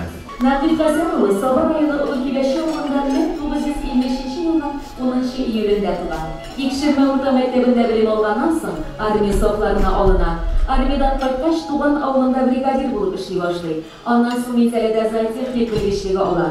Дуңгышлык комплексында бригадир, төбәк сөтчелек фермасында ферма мөдире булып эшли. Аннары комплекста качыга, җәй көне комбайнда эшли. Соңгы елларда мәктәптә газ операторы булып эшләп, лаеклы ялга чыга. Гөлсинә Сынгат кызы 1956 елның 22 майында Кече Кибәш авылында 5 малайдан соң көтеп алынган кыз бала булып дөньяга килә. Малайлар белән бөтен ир-ат эшендә эшләргә батыр кыз булып үсә Гөлсинә апа. Төбәктә 8 еллык белем алганнан соң дуңгышлык комплексында эшли башлый. Кичке мәктәптә укып, урта белем ала. 86 елда башланган булып эшли. Корбуранларга, яңгырларга, җилләргә карамый. Олы һәм Кече Кибәши авылларына вакытында йөзләгән гәҗит журнал, хатлар, телеграммалар тарата.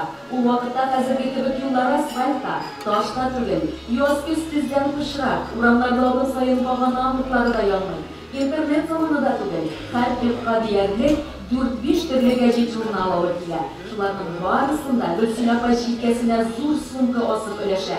Сөенечле дә телеграммаларда Гөлсинә апа аша үтә. Шулай итеп билә-билә йөреп лаеклы ялга чыга ул. 1975 елның 12 июлендә Улы Кибәш авылында барлыкка килгән Мубарак Шынар гаиләсендә 2 ул һәм 1 кыз бала тәрбияләп үстерелә. Бүгенге көндә аларның ыныклары бар. Сафина Хадима Пасова районы уйын ауылында туып үсә. Мәктәпне тамамлагач теләшендә тегүче булып эшли. Рафаэль абый белән танышулары да теләшендә була. Бер елда 8 ай матур итеп очрашып йөргәч, 1975 елның 15 декабрендә алар гаилә корып җибәрәләр. Ул шуннан авыл советында язылыш алалар.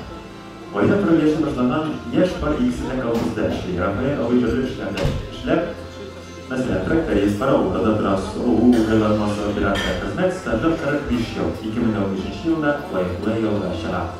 Хадима по 10 ел связывач булып хезмәт куя, аннан соң ул әлбәттә балдар бакчасында тәрбияче ярдәмчесе булып эшли. 2017 елда лайыклы ялга чыга. Ялга чыккач та тик тормый Хадима байтты гүл бәйләү эшләре белән шөгыльләнә. Урта оештырылган кичәләрдә үз эшләр сәфәрдә актив катнаша. Алар күп балага гомер бирә. 2 кыз, 2 малай. Бүгенге көндә алар барысы да үз гаиләләрен корып, Саба районында яшиләр һәм төп нигездә әти-әниләре янына кайтып, гел ярдәм итеп торалар дигән. Котлыйбыз сезне. Мөдәррис Әхмиулла улы Саба районы Түбән Симет авылында дөньяга килә. Түбән Симет авылында 8нче классны тәмамлагач, 9нчы классны югары Симеткә кичке мәктәптә укый. 10нчы-11нче классларны Саба мәктәбендә тәмамлаган. 1966 елда армия сафларына алына, Германияда Ютерборг шәһәрендә хезмәт итә. 1969 елның Чистай совхоз техникумына укырга керә, ә инде 72 елда техник-механик профессиясе алып кайта һәм колхозда мастер-наладчик, мастерской мөдире булып эшли башлый. 1973 елда военкомнеке оешмасына баш механик булып эшкә урнаша, пенсиягә чыкканчы шушы оешмада шофер булып хезмәт итә. Венера Александровна Саба районы Шәмәрдән җитәкчеләре дөньяга килгән. 1968 елда Шәмәрдән мәктәбендә 8нче классны тәмамлагач, Урта педагогия училищесына укырга баша.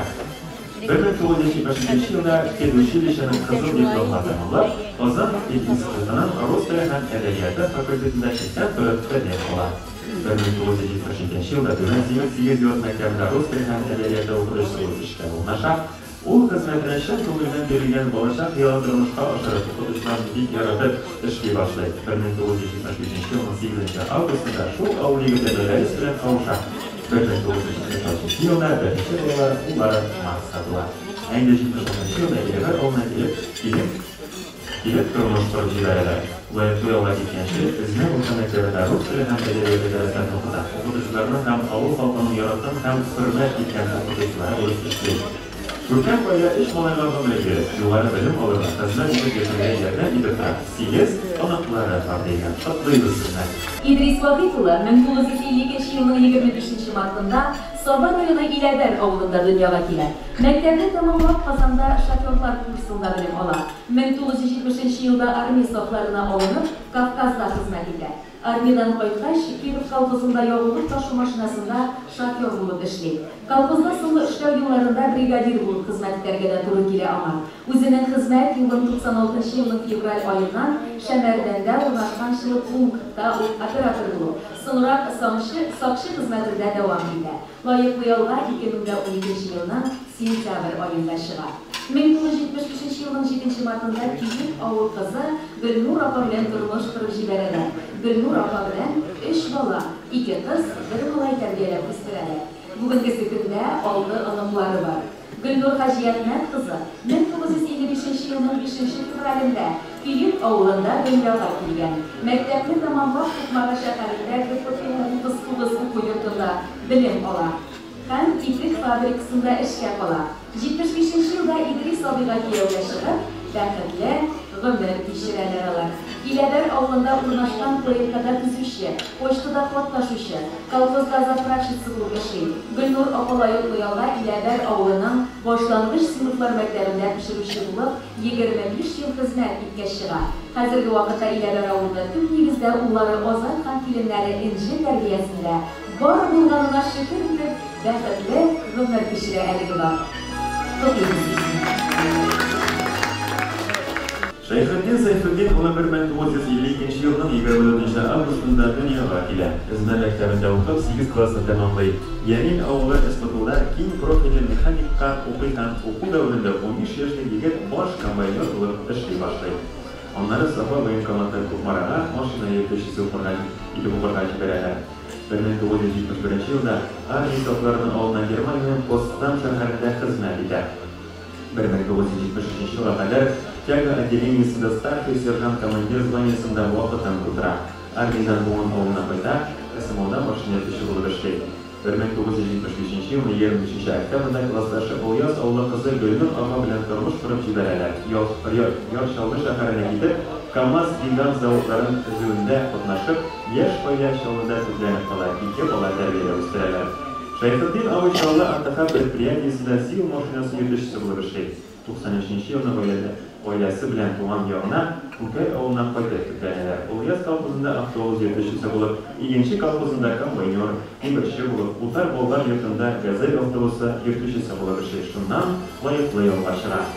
Хәзерге вакытта Күкәй авылы мәчетендә имам хатыйп вазифасын үти. Гөлнур Гаҗибулла кызы 1950 елның 5 январында Ильяс авылында дөньяга килә. Гөлнур апай 10 классны уңышлана тәмамлап, Казанда химик лаборант белеме ала.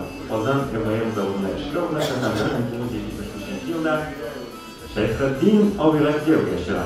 Яшь Бакчалы каласына китеп урнаша һәм Гөлнур машина җыю заводында озак еллар штамповщица һөнәрен үзләштереп хезмәт куя. Күкәй авылына кайткач, фермада озак караучы булып эшләп лаеклы ялга чыга. Хәзерге вакытта төпче булган Ленар киленнәр белән дус тату гаилә булып яшиләр. Шәйхетдин авыл белән Гөлнур апай 50 ел бер сулышта иңгә куеп 2 онып, 4 онакчы куанычында барлы гомер кичерәләр. Кызлыйсыз сезне.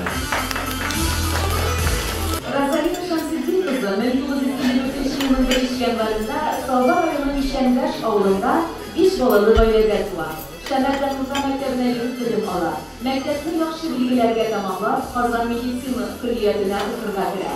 Диплом алгач, Салва районы санэпидстанциясында эшкә урнаша. Биредә 38 ел эшләп буялашыга. Мактау грамоталары белән бүләкләнә. 75 елның 3 ноябрендә Эсмә авылы ветераны авылдан гаилә торып җибәрәләр. Розалина патрончыларга туганлыгы белән аерылып тора. 3 балага гомер биргән ана ул. Бүгенге көндә 4 оныклары бар. Рамил Сафаева 53 елның 3 февралендә Салва районы Эсмә авылында дөньяга килә. Эсмә мәктәбен 68 елда тәмамлап, ярым укытуын тәмамлый. Армия хезмәтен Казанда милиция батальонында итә. 73-76 елларда милицияда хезмәт итә. Шушы елның февраленнән Киров исемендәге колхозда бригадир булып урнаша. 80-83 елларда Лавиш авыл хуҗалыгы техникумын җитәкчелек итә. Рамил авыл игенче колхозында 32 ел эшли һәм лаеклы ялга чыга. Бүгенге көндә Рамил авыл белән Розалина апа Эсмә авылында гөрләп яшәп торалар. Гомер буе маллар аста, матур итеп яшәделәр. Кызлар атна саен кайтып, үзләренә ярдәм итеп торалар. Бәйрәм белән сезне. Залда утыручы барлык кунакларыбызны шушы матур бәйрәм белән котлап, балалар исеменнән чыгыш ясау өчен Иләбәр авылына килгән Марс Мәдәрис улы Асад кабиләбез әйдәгез. Рәхмәт безнең янга. Хөрмәтле юбиляларыбыз, әтиәниләребез. Бүген сезнең фарлы тормышыгызның алтын һәм бриллиант туйлары. Кадерләребез, ихлас күңелдән сезне шушы юбилей белән котлыйбыз. Сез безгә бу дөньяда иң кадерле, иң газиз кешеләр. Сезнең тату гомер итүегез туган йортларны җылыта, якты итә. Балаларыгыз һаман да сезнең пар канатлар астына җыелып, сезгә шатланалар. Үткәннәрегез матур, бүгенге көнегез бәхетле, киләчәгегез өметле сезнең. Алдагы көннәрегездә без балаларыгызның кадерле әти-әнисе булып, аныкларыгызның яраткан әби бабасы булып, кадер хөрмәт күреп, исән-сау булып яшәргә насыйп итсен Аллаһ Тәгалә. Сез күп буыннар өчен үрнәк булып торасыз. Мең рәхмәт сезгә. Районыбызда үзләренең алтын һәм бриллиант туйларын билгеләп үтүче парларны хөрмәтләү күркәм традициягә әверелде. Безнең әти-әниябез шулай тантаналы рәвештә котлап, алар өчен бәйрәм ясаганыгыз, яшьлекләренә кайтарганыгыз өчен районга җитәкчесе Рәис Нургалиевичка, аның җитәкчелегендәге эшләгән башка җитәкчеләргә бик зур рәхмәт әйтәсе килә. Сезнең алдагы эшләрегез, тормышларыгыз көйләп барсын. Уңышлар һәр вакыт юлдаш булсын. Бик зур рәхмәт сезгә. Һәм барыгызны тагын бер кат бәйрәм белән. Инде бәйрәмебезне матур җырлар белән дәвам итәсе килә. Барлык салта утыручы парларыбызга, җитәкчеләребез тарафыннан сезгә бер матур җыр бүләк итәбез. Сезнең каршыгызда Мәдинә Сафина.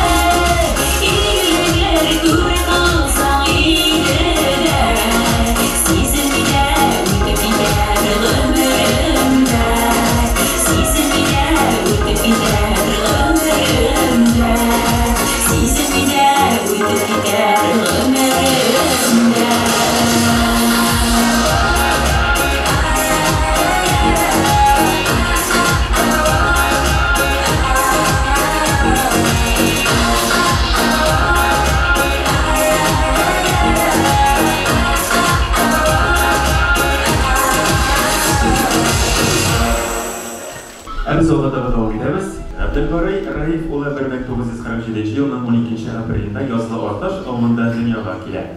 Kızganışka karşı bir bayada bilim ola almayış çünkü doğuştan işitmeye tırnan bulup duvar.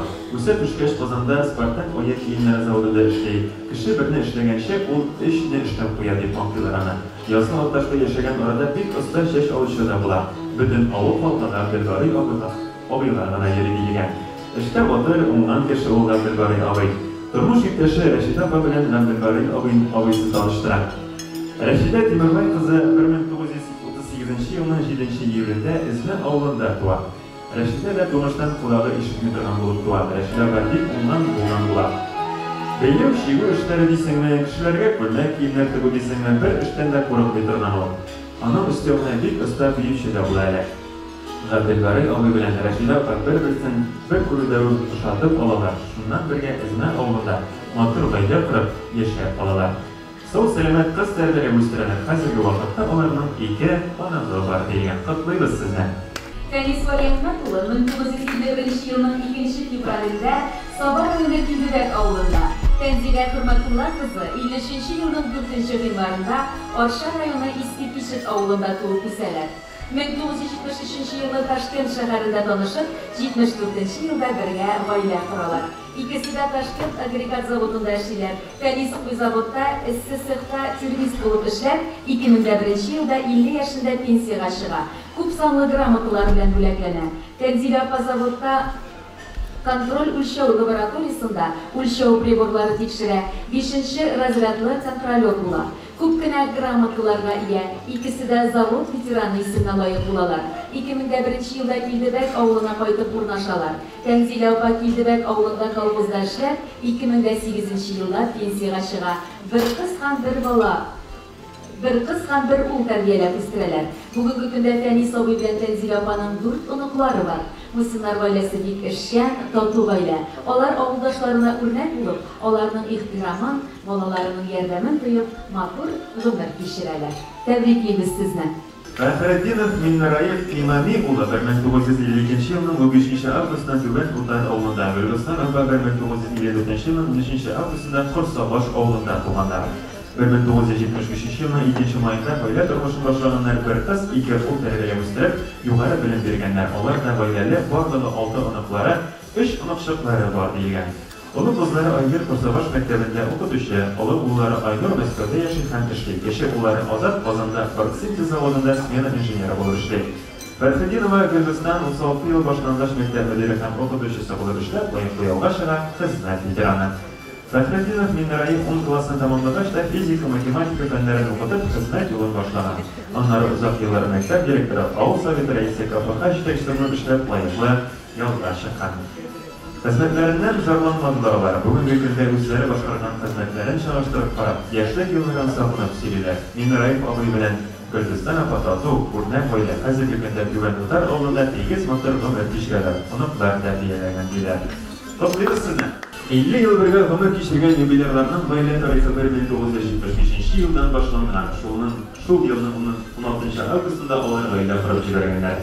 Будылин Владимир Алексеевич 1951 елның 5 декабрендә Молодыш районы Тавели Тау иле авылында туган. 8 еллык мәктәпне тәмамлаганнан соң Уралга китә. Анда һөнәри училищены тәмамлап, слесарь-монтажник белгечлеген ала. Армия алынып 2 ел хезмәт итеп кайтканнан соң 1973 елда Нижнекамск шәһәренә кайтып, Нина Павловна эшләгән Павел Нижнекамск нефтехимик заводында слесарь-монтажник булып эшкә урнаша. Алар биредә танышып, уртак гаилә коралар. Владимир Алексеевич 2001 елга кадәр лаеклы ялга чыкканчы әлеге оешмада хезмәт куя. Будылина Нина Павловна 1952 елның 6 мартында Кукмара районы Сәрдәвиш авылында туа. Лесхоз 8 еллык мәктәбендә белем ала дигән Кыштырма юнәлеш орта мәктәбен тәмамлап, Нижнекамск шәһәренә китә, анда 44-нче номерлы һөнәри училище тәмамлап, электрослесарь, КПИ, слесарь по ремонту и эксплуатации контрольно-измерительных приборов и автоматики белгечлеген ала. Әлеге белгечлек буенча 1971 елдан лаеклы ялга чыкканчы 2002 елга кадәр ПАО Нижнекамск нефтехимик оешмасында эшли. Будылина хезмәтләре өчен бик күп рәхмәт хатлары, грамота һәм дипломнар алалар. Алар лаеклы ялга чыкканнан соң Лесхоз кистәсенә кайтып яши башлыйлар. Яшь чакларыннан икесе дә эш һәм спорт сөйгән, уңган кешеләр булганнар. Шуңа да гаиләләрендә спортчы 2 ул тәрбияләп үстергәннәр танылган футболчылар Сергей һәм Юрий Будылиннар үз карьераларын тәмамлаган нефтехимик клубыннан башлаган спортчылар. Юрий Владимирович Будылин һөҗүмче позициясендә чыгыш ясаган Россия футболчысы, Сергей Владимирович Будылин ярым сакчы позициясендә чыгыш ясаган Россия футболчысы диелгән. Хәзерге вакытта Нижнекамск шәһәрендә гаиләләре белән яшиләр һәм футбол клубында эшлиләр. Бүгенге көндә алар әти-әниләргә 4 анық бүләк иткәннәр. Бәйләм ял көннәрендә туган нигезләрендә җыелалар, әти-әниләренә ярдәм биреп торалар. Хәзер безнең юбилейларыбыз үзләре шаяртып әйткәнчә, әби-бабай булып эшлиләр дигән. Алар туганнары һәм дусларына зур таңның артында сыйларга яраталар, күршеләре, авыл халкы туганнары белән дус мөнәсәбәттә, шуның өчен аларның барысы да хөрмәт итә. Габдрәүф Вәлиулла һәм Вәлиевна Кыямәтулла кызы 1975 елның 24 сентябрендә законлы язылышып бергә гаилә корып яши башлыйлар. Вәлиевләр гаиләсе быел үзләренең алтын туйларын билгеләп үтә. Аларның бергә яшәүләренә 50 ел. Нәтиҗә Кукмара районының Аман-Ширма авылында 55 елның 4 апрелендә дөньяга килгән. Габдрәүф Вәлиулла Сабабаш авылы егете. Ул 52 елның 1 ноябрендә туган. Сабабаш мәктәбендә мәктәбендә 1 класс укыгач, Килдебәк 8 еллык мәктәбендә 8-нче классны тәмамлый. Һәм Лесбус урта мәктәбендә урта белем ала. 2 ел ил алдында хәрби бурычын үтәп кайткач, Казан шәһәрендә урнашкан Гармонов исемендәге авиация заводында хезмәт юлын башлаган. Ләкин туган җиргә мәхәббәте уны туган авылына кайтара. 73 елда Саба леспромхозына эшкә урнаша. 96 елда Саба урман хуҗалыгының Мишабаш урманчылыгында хезмәт юлын дәвам итә. Һәм әлеге оешмадан 2011 елда лаеклы ялга чыга. Нәкыя Мәхфулла кызы Лесбус урта мәктәбен тәмамлый. 70 елда Саба урман хуҗалыгында сувенир цехына рәссам булып эшкә урнаша. Биредә лаеклы ялга чыкканчы 2012 елга кадәр хезмәт куя. Алар хезмәтләр өчен бик күп рәхмәт хатлары, грамота һәм дипломнар алалар. Вәлифларның уллары Илнар гаиләсе белән Казан шәһәрендә яши. Әтүпчекләре Илназ әти-әнисе янында калган. Габдрәүф абый белән Нәхия апаның 2 оныгы бар. Бүгенге көндә балалар һәм оныклар кадер-хөрмәтен тоеп, Лесбус бистәсендә гомер кичерәләр. Күршеләре, авыл халкы туганнары белән дус мөнәсәбәттә. Шуның өчен аларның барысы да хөрмәт итә. Берсенә Мөхәммәтҗан кызы 57 елның 21 февралендә Саба районы Түлешкә авылында гаиләдә 3нче бала булып дөньяга килә. Мәктәпне тәмамлагач Казан каласына юл тота. 104нче сыпыту штукатур маляр һөнәрен үзләштерергә дип укырга керә. Укуын тәмамлагач Симет егетенә кияүгә чыга. Озак вакыт үтмичә тормыш иптәше белән Ярчаллы шәһәренә күчеп китәләр. Шунда дөньяга уллары Раул туа. 80нче елда Свердловск шәһәренә күченеп китеп, үз тырышлыклары белән йорт салып чыгалар. Тиздән кызлары Роза дөньяга килә. 10 ел тормышлары бер мизгел булып Свердловск өлкәсендә үтә. Ләкин туган як бик сагындыра шул. 90нчы елда туган якларына, Сабага әйләнеп кайтырга насыйп була. Гөлсинә апа Ирсулга үз һөнәре буенча эшкә урнаша. Соңрак больницада эшләп ала. Күп еллар хезмәт итеп, лаеклы ялга чыга. Хашим Нурдин улы 53 елның 17 гыйнварында Саба районы Түбән Симет авылында 8нче бала булып дөньяга килә. Башлангыч белемне авылында ала. Укуын Кибә хуҗа мәктәбендә дәвам итә. Мәктәпне тәмамлагач, армия сафларына хезмәт итәргә алына. Хәрби хезмәтен үтәп кайтуга тракторист һөнәрен үзләштерә. Шул һөнәр буенча күп еллар эшли ул. Саба районында аэротем сервиста стол тракторында озак еллар эшләп лаеклы ялга чыга. Бүгенге көндә гаилә белән тормыштан канәгать булып яшиләр. 6 оныклары һәм 2 оныкчыклары бар. Яраткан әби бабай булып, балаларының һәм оныкларының уңышларына куанып, бәхетле гомер кичерәләр. Котлыйбыз сезне. Мәҗит бабай гаиләдә 2нче бала булып 1952 елның 22 октябрендә Саба авылында дөньяга килә. Саба мәктәбендә 10нчы классны тәмамлаганнан соң Әсмә мәктәбендә физкультура дәресләрен укыта. 1973 елның 9 ноябрьннән 72 елның 19 декабрына кадәр армия сафларында хезмәт итеп кайтканнан соң 4 ай Казанда моторлар төзү заводында полировщик булып эшли.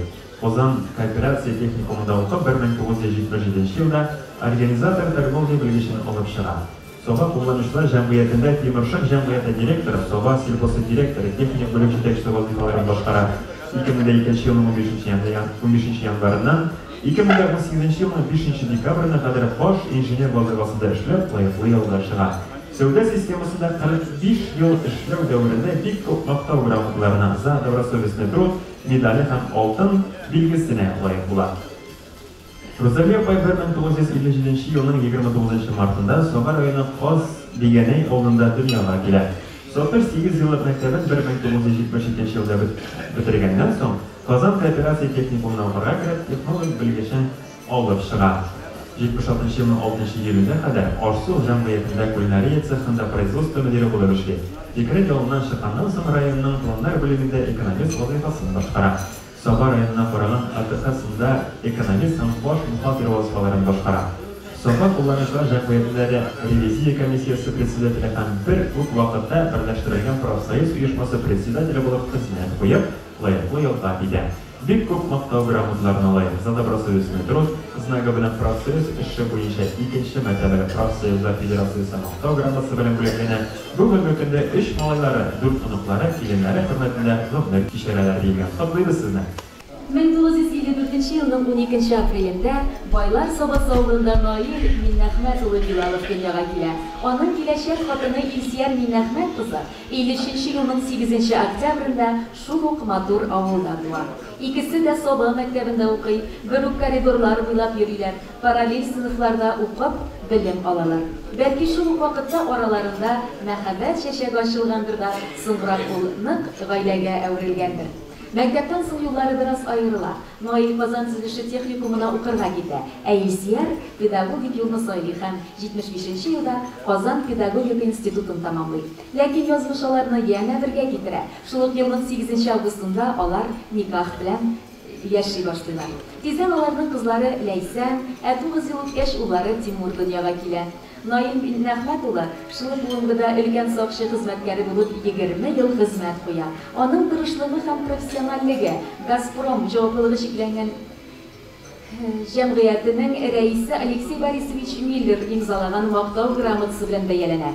Илсияр Миннәхмәт кызы Саба РОВДсында 30 ел хезмәт итә, күпсанлы бүләкләргә лаек була. Владимир Путин тарафынан за отличие в охране общественного порядка медали белән бүләкләнә. Бу аның ватан алдындагы хезмәтенең югары дәрәҗәсен раслый. Шулай адымнан-адымга басып Билаловлар үз язмышларын гына түгел, ә туган якның үсешенә дә зур өлеш кертәләр. Үзләре артыннан яхшы истәлекләр һәм данлы мирас калдыралар. Тәбриклибез сезне.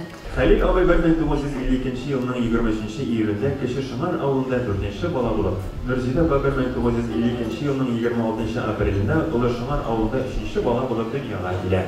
Икесе бер мәктәпне тәмамлап 1975 елның 27 январында Казан торып җибәрәләр. Бер ел Кече Шыңарда эшләгәннән соң Байлар Сабасына килеп урнашалар. Хәлил абый гомер буе шофер булып хезмәт итә. Мөрзидә апа техник хезмәткәр булып эшли. Бүгенге көндә 3 кыз 6 онытшыларының уңышларына сөенеп, кадерле һәм хөрмәтле булып гомер кичерәләр диелгән. Котлыйбыз сезне, вакытта сезгә. Biz менә 3 туган кыз Байлар Сабасыннан килдек. Biz бик шат, әтиебез, әниебез алтын туй көненә килеп җиткәненә. Без аларны чын күңелдән котлыйбыз. Бәхеттә, шатлыкта, исәнлектә, саулыкта, алдагы көннәрендә дә шулай яшәсеннәр, тигез яшәсеннәр, бәхетле яшәсеннәр. Аларга бик күп үрнәк алабыз, рәхмәт аларга. Безнең сау булсыннар, үзләренең көннәре зур булсын, бергә шат матур яшәргә язсын. Рәхмәт булсын аларга. Бәхетле булсыннар. Мөхәммәд Нәҗип улы Иркутск шәһәрендә хәрби гаиләсендә туа. 69 елда Иркутск шәһәрендә урта мәктәпне тәмамлап, 73 елда Иркутск шәһәренә укырга керә. 73 елда лейтенант хәрби исеме белән Ульяновск гвардияләреннән училищесын тәмамлый. 73-76 елларда Алмания Демократик Республикасында алга таба Ульяновск шәһәрендә хезмәт итә. 77 елда Татарстанның хәрби комиссариатлар системасына хезмәт итәргә күчерелә. Хәрби хезмәтне Саба районы хәрби комиссариатында подполковник вазифасында тәмамлый. 97 елда Саба районы хакимияте башлыгының төзелеш һәм коммуналь хуҗалык буенча урынбасары вазифасын башкара. Алга таба 97 елдан 2012 елга кадәр Газпром җаваплылыгы шикләнгән җәмгыяте Шәһәрдән шул пунктында куркынычсызлык хезмәте башлыгы булып хезмәт итә. Хезмәт иткән Шырыш СССР оборона министрлыгының ведомство медальләре белән Саба муниципаль районының мактау гражданины алтын билгесе белән бүләкләнә. Россия оборона министрлыгы ветераны булып санала. Галина Магомед кызы Чечен Республикасының дәрәҗәле гаиләсендә туа.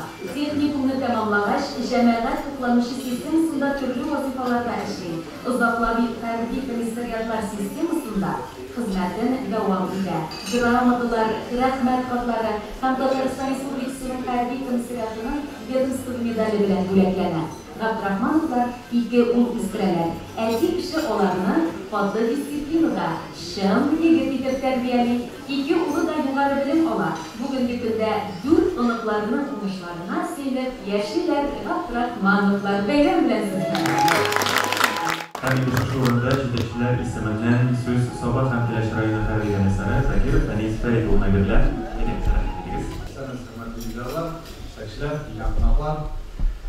Biz bugün de şundan matır şarara jıldık. Dörsten de imzalarına koyarış, korulanı işler yanı biten. Size vakit gittiğimde Бекутне саматур, тигез, алла тармышиту, купинулар үзгә тогры булып калып яшәү, һәм нашы кызын тармышына көтү бик зур бәхет. Белгәнчә инде 23 ел җиң җиңен самай башкан план ителде, һәм ватанга каршы хезмәт ителде. Шу залда күрүче күп безнең җаннарыбыз, илаларыбыз инде шу сугыш чыгулары, һәм сугыш еллардан соң авылларын күреп, алар мөхәттәр үзгән безнең өлкәннәребез. Шуңа күрә алдағы тормышыбызда матурлык, сәламәтлек, игелек булып, балаларыбызның рухани белән күреп, аларга без тәрбия биреп, алда киләчәк тормышта матур яшәп, бәхетле булыгыз, сәламәт булыгыз. Һәм инде барлык җитәкчеләргә шушы бәйрәмне оештырган өчен җитәкчеләргә бик рәхмәт белдерәм. Һәм инде аны калгыз килә, бу безнең чара дәвам итәдек, саны салмаслык. Всех праздником, бәйрәм белән. Безнең әле Альфред Мәҗитов шул сәхнә ветераны да бит шулай бит. Әле күп кешеләр белмиләр торганда. Төрле күркәм шараларыбызның ул бик талантлы җырчысы. Хәзер инде безнең сезгә сүзне бирәсебез килә. Сездән әлбәттә бер матур җыр. Рәхим итегез.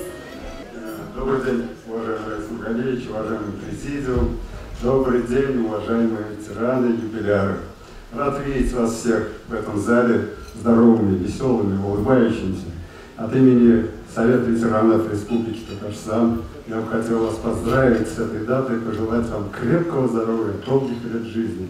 И от имени ветеранов, как я являюсь председателем Совета ветеранов Сабинского района, тоже поздравить вас с этой датой. Живите долго, счастливо, на радость своим детям, внукам и на радость нам. Говорят, что в среднем, чтобы меньше было зла на земле, Всевышний определил средний возраст 60 лет. А если он любит этого человека, то продолжается его жизнь дальше. Если учитывать то, что нам, Раиса Нургалиевич, задачу поставили, там, как минимум 100 лет достичь, я вот этого вам желаю, не подводите нас, живите долго. Ну и хотел подарить вам песню.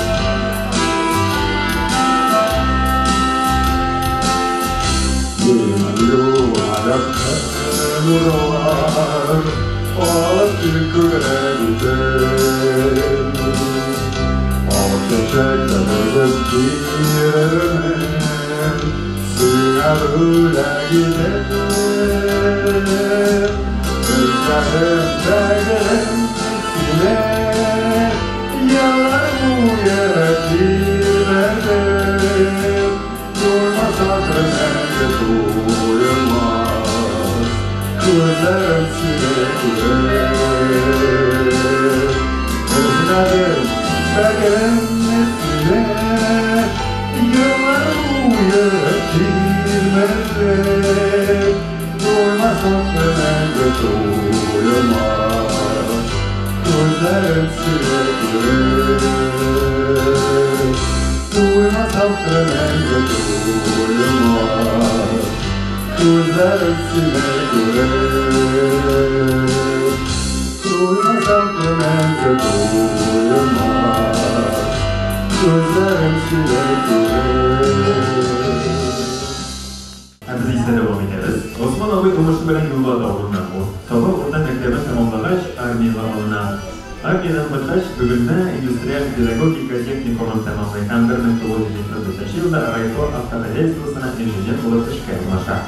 79-85 yıllarda Kozan Avul Hocalığı Enstitüsü'nü şirketleri tamamlap, 1980 yılda Raykom instruktörüyle belgilenen 88 yıldan 97 yıla kadar rayon statistika bölümünde müdür olup işledi.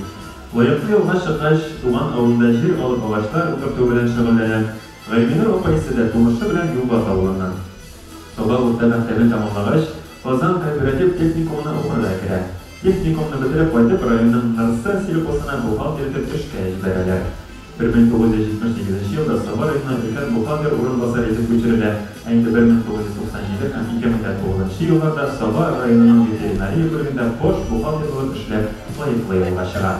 Mübarek şuna bir ol, iki kız terbiyeyle üstüreler. Sınıflı terbiye, yuvarlanıp bir olup durmuşka uzatalar. Bugün günde iş ınıklarının edip olası olup, Allah'ın umutlarını suyunur, rahatlı ve nöre geçireler iken. Tatmayız sizden.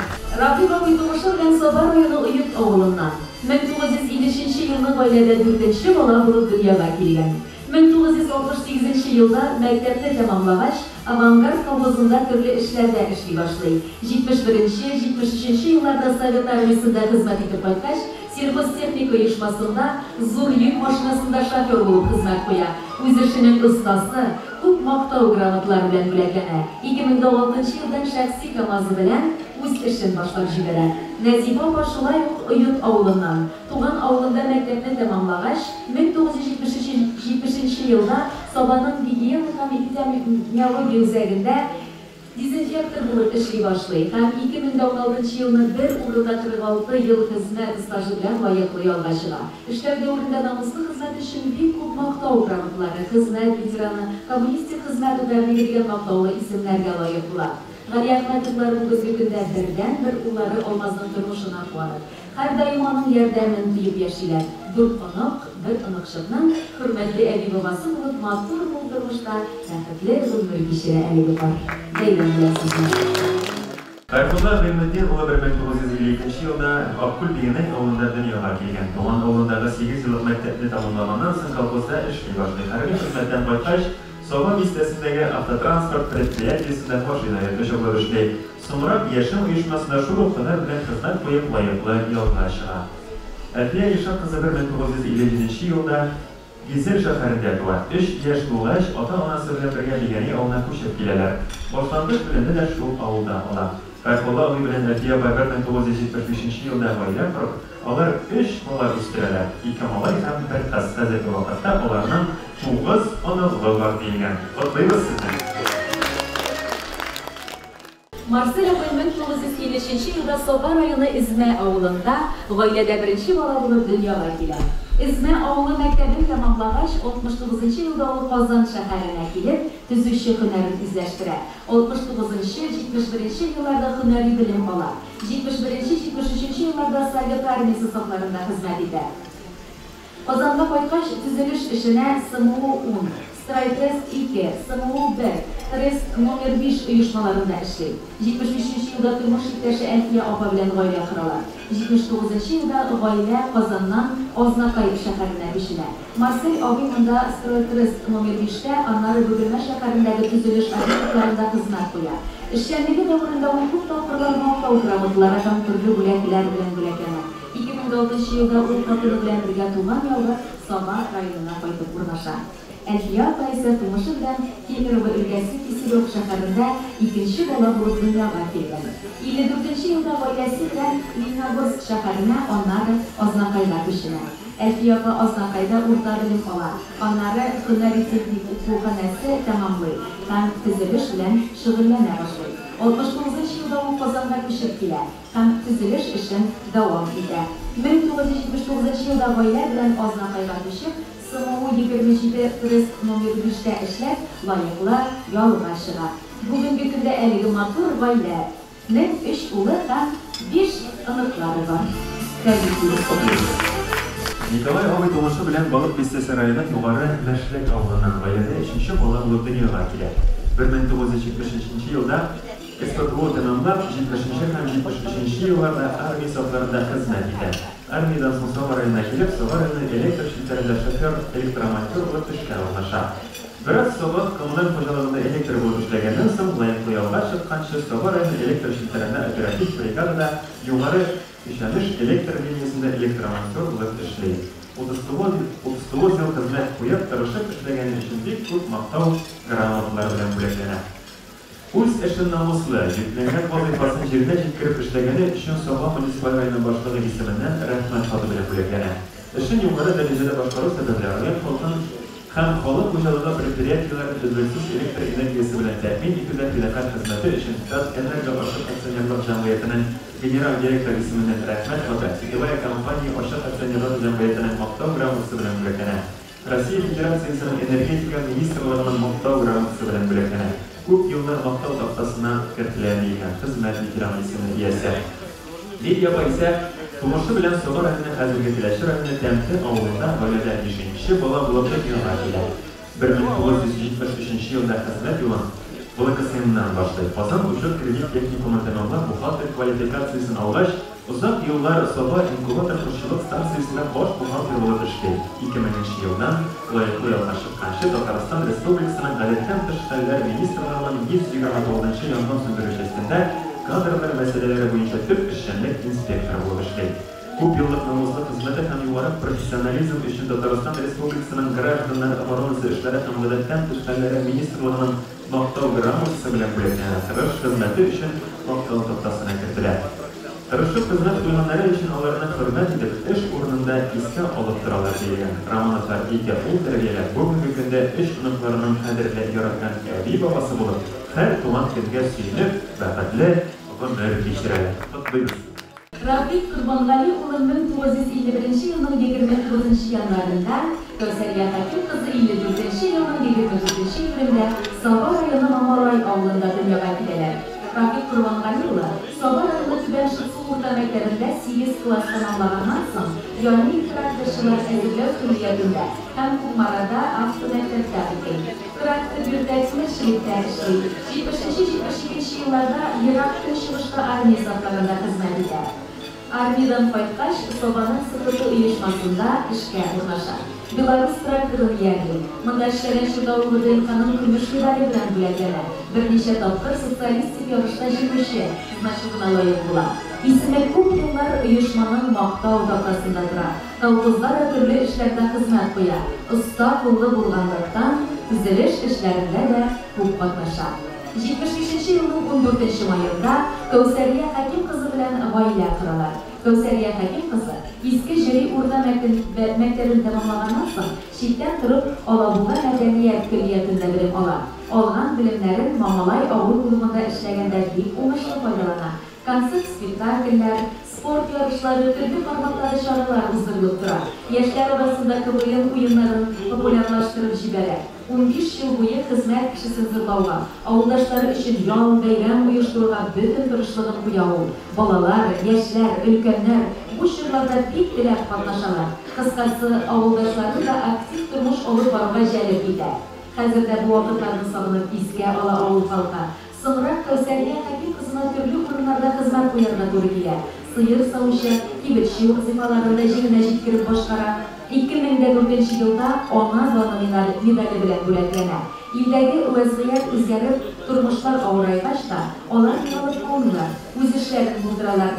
Шулай итеп, зур тырышлыклар аша 5 баланы аякка бастырып, барысына да югары белем бирәләр. Бу гаиләдә үскән 3 кыз, 2 малай, барысы да тормышта үз урыннарын табып, тату, матур бердәм булып яшиләр. Җаваплы эшләрдә эшлиләр. Рафик Корбангали улы белән Кәүсәрә Хәким кызы икесе дә хезмәт ветераны. Алар Сабар районы Мамалай авылында тигез, бәхетле гомер кичерәләр. 1954 елның 8 августында Мамалай авылында туган Фуат әфәнде 1955 елның 17 июлендә туган күрше Бигәнәй авылы кызы Нурия белән 1975 елның 16 июлендә гаилә коралар диелгән. Шул вакыттан соң 50 ел вакыт үтеп тә киткән, алар икесе колхозда хезмәт куялар. Фуат абый башта тракторда, аннан мал караучы, ассимилятор булып, тормыш иптәше Нурия исә сыер савучы булып эшлиләр. Әлеге гаилә 3 кыз һәм 1 ул тәрбияләп үстерәләр. Аларның 11 оныклары, 5 оныкчыклары бар дигән. Котлыйбыз сезне. 50 ел ул 50 көн. Һәр мизгеле алар өчен кадерле, якын. Артка әйләнеп карасам, ниләр генә кичерелмәгәндә, ниләр генә авырлыклар аша үтмәгән кеше. 5 елдан артык вакыт үтсә дә, бу гаилә бер-берсенә булган хисләрен үзгәртмичә, мәхәббәтләрен вакламыйча, тормыш мәшәкатьләре арасында югалтмыйча, матур итеп гомер кичерәләр. Рафик Калимулла улы 1950 елның 24 гыйнварында Миңнегөл Шакирхан кызы 56 елның 23 сентябрендә дөньяга килгәннәр. Рафик абый белән Миңнегөл апа Сабар районы Мамалай авылыннан. Рафик әфәнде 1958 елда Мамалай авылы башлангыч мәктәбенә 1-нче сыйныфка укырга керә. 4 класс белем алганнан соң Түбән Шыксу 8 еллык мәктәбендә укуын дәвам итә. 8 класс белем алганнан соң Кукмара районы Юанил авылында трактористлар курсында укып белем ала. Военкомат кушу буенча Кукмарада шоферлар курсын тәмамлый. Беренче хезмәт юлын 1 май колхозында МТЗ 5-тә эшләп башлый. 69 елның 10 ноябреннән 71 елның 13 декабренә кадәр Забайкальеда армия хезмәтендә була. 72 елның январеннан сельхозхимиядә Самосвал ЗИЛ-130 машинасында, Собада Беларусь 40-та шофер булып эшкә урнаша. 80 елда 1 май колхозында 40-та эшли. Плотниклар бригадасында төзелештә хезмәт куя. 90 елдан лаеклы ялга чыкканчы Мамалай терлекчелек фермасында сыер саву бүлегендә оператор, слесарь булып эшли. Миңнегөл Шакирхан кызы 72 елда 8 еллык мәктәпне тәмамлагач, 1 май колхозының Мамалай авылында колхоз Комсомол яшьләр бригадасына сыер савучы булып эшкә урнаша. Терлекчелектә сыер савучы булып лаеклы ялга чыкканчы 40 елга якын бер урында хезмәт куя. Калимулла улы Рафик белән табигатьнең иң матур фасылы булган май аенда очрашып, танышып йөреп китәләр. Рафик абый авылның оста гармунчысы, үзенең моңлы итеп гармунда уйнавы белән Миңнегөл апаны үзенә гашыйк иткән. 73 елның 8 апрелендә алар кавышып, гаилә коралар. Бер-берсен хөрмәт итеп, bir-birsine tuğru bulup 50 yıl matur gümür kişirələr. İşte tırmışda sınatmağın bu gaile 4 bala, 3 malay tam 1 kız tarbiyelep üstüre. Kızganışka karşı kızları Yazide 17 yaşında faciali rəvişdə vafat bular. 3 malayları gaileler bilen bik matur durmuş alıp baralar. Rafik abi bilen Minnegül apa 10 onukka, bir onukçıkta kadirli babay əbi bulup, bugünkü günde kişi malayları remiz. İlenərin müsile tərbiyəsində balalarının hürmətin duyup, matur gümür kişirələr. Təbrikliyimiz sizden. Muharrem Necip oğlu 1952 yılında Soba rayonu Bebek oğlunda doğar. İşlerine Urda Mektebin Kömüş Müdergine tamamlayıp, 67 yılında Bozan Devlet Medisina İnstitutunda okula girer. İnstitutunda tamamlamış Soba rayonu İşlerine Uçaklık Ballisisine işgal jiberələr. Tabi işlenliğe layıklı yalga çıkkança 2020 yıla kadar devam eder. Nesime Səqil qızı Həzirli Güləşir rayonu İskilcəlik avlanda 1950 yılda doğur. Məktəb yılların olmuşlarını tamamlab, Alaboğa Kultura Uşiliçisine okurğa girer. Uşiliçini tamamlagaç, Bozan Devlet Kultura İnstitutunda bilim alan. Rayon Mağırtaş indi Həzirli Güləşir rayonu Balandış avlunda 6 yıl avul Sovetı Presidentler buluşlayıb, 1975 yıldan alıb 34 yıl devamında İlşirmə Urda Məktəbində tarih oxuducu hizmet qoyar. 1975 yılının 20 Mart'ta Mırıt Efendi'nin Nesime Hanım Fayda Buralı, üç kız sonra terbiyeler üstüreler deyilgen. Bugün günde Marat abi bilen Nesime abay ikisi birge eski Yekşirme avlunda motoruna ömür geçireler. Hakim Sunir Hakimova 48. yılın 22. fevralinde Soğan ayının Nigar avlunda Hakim bilen Gönlisa ailesinde 5. bala bulup dünyaya girer. Onlar ailede 6 bala bilseler. Münir Abu Timuçin 8 yıl mektebinde bilip olğaç, Olğa kalbozuna 3 yıl işe alınan. 67-69 yıllarda Münir Abu armiya saflarında hizmet eder. Armiyadan koytaş avul hocalığı işine alınan. Şundan sonra avul hojalığında işler layıklı yolga çıkar. İşte o müddetçi İncemanlıkta uygulamalarına layık bulup sürmet noktasından foto suretleri düşmeyi. Hatime Siveler kızı 1954 yılın 28. fevralinde Soba rayonu Timurşık avlunda Kalpışı ailesinde 2. bala bulup dünyaya gelir. Onlar ailede 2 bala terbiyelenip iseler. İlk birinci hizmet yolu Timurşık kolxozunda sıyır savuş bulup işle başlanan bir köp rahmet xatları, gramotlar bilen bileklenir. 74 yılın 21 avgustunda Münir Abu bilen Hatime ve turmuş kurup jibereler. 3 kız, 2 oğul üstüreler. Bugünkü günde 12 onuk, bir onuk şıkları var. Tebrikliyiz sizi. Hümer kızına par kanatın bilen görü balalar, onuklar, onuk şıklar rakatin parlap tabu, o bu bəxit. Məxəbətdən, sabırlıq, ixtiram bilen şırnalğan bəxit yumğalı. Sabay avlunda Ömer Güçlü Gali Xujinlar ailəsin altın duyğa kadar alıp giler. Bu gacayip parkurunda büyük ızak silerge bula. Gazijan Gali Xujaoğlu 1951 yılın 15. oktyabrında Sabay avlunda doğar. 8 klas bilim algandan soň Uz Tuğan avlunda traktorist bulup işli başlayıp. Şakir ve Kadriye Galioğlu kızı güzel tabiatlı Mişel yılgası boyuna ulaşkan Minger avlunda dünyaya gider. Kadriye poçta hizmetini başkara, klub müdürü bulup da işleyip, bolaşıktan kibitçilerge kızıgıp koragan Kadriye bana sevde ülkesi üzüne tartar. 8 klas bilim algandan soň Sobada kibitçilikte okuyup. Sobay avlu kibitinde eşli başlayıp. Tina Kadriye bana Gazijanovi Kuz onundan ışkındırmayı uzakta ütti eriyip var, matur gayda kılıp jibere. Gazijanovi 99 yılga kadar kalbozda işlep, kinetkine ağırıp gibi sebeple işten tutarga mecbur olar. Satuşu bulup işlegen Kadriye Apanın hizmeti buğalı ve yelene, kup sonlu maktav gramotlarına, rahmet katlarına, hizmet veteranı isimine iya bular. Gazijanovi Kadriye Apa ömür boyu yaşlıkta kavuzgan aile uşağın sindirmi, sürüldürmi saklı birgenler. Sürükte 2 oğul, soğuk kız üstürgenler. Bir babay dip üzülüp ümüşü jide ınıkları, bir ınıkşıkları, onlarının bəxit şatlıkları. Bugünkü günde balaları vaktileri bilen baylar sabası biznesinde gımır iteler. Kiyevleri ilmer, hazırgı vakitte mahsus kendi operasyonumuzda İrsağında durar. Anam bizlerinin eğlenir faytığını talep kalarız. Ben sizge bayram selamları yollayız. Bitbayev Elbet Ahun oğlu 1951 yılının 1. noylarında Tresir'nin Sabay rayonu yuvarı otar avlunda doğar. Savaş mektebinde 8 klas okuyup, Şeberden orta mektebinde 10-11 klaslarına demoklayı. Ondan Urnet'te İstanbul'da şasırlık avukap geçağı.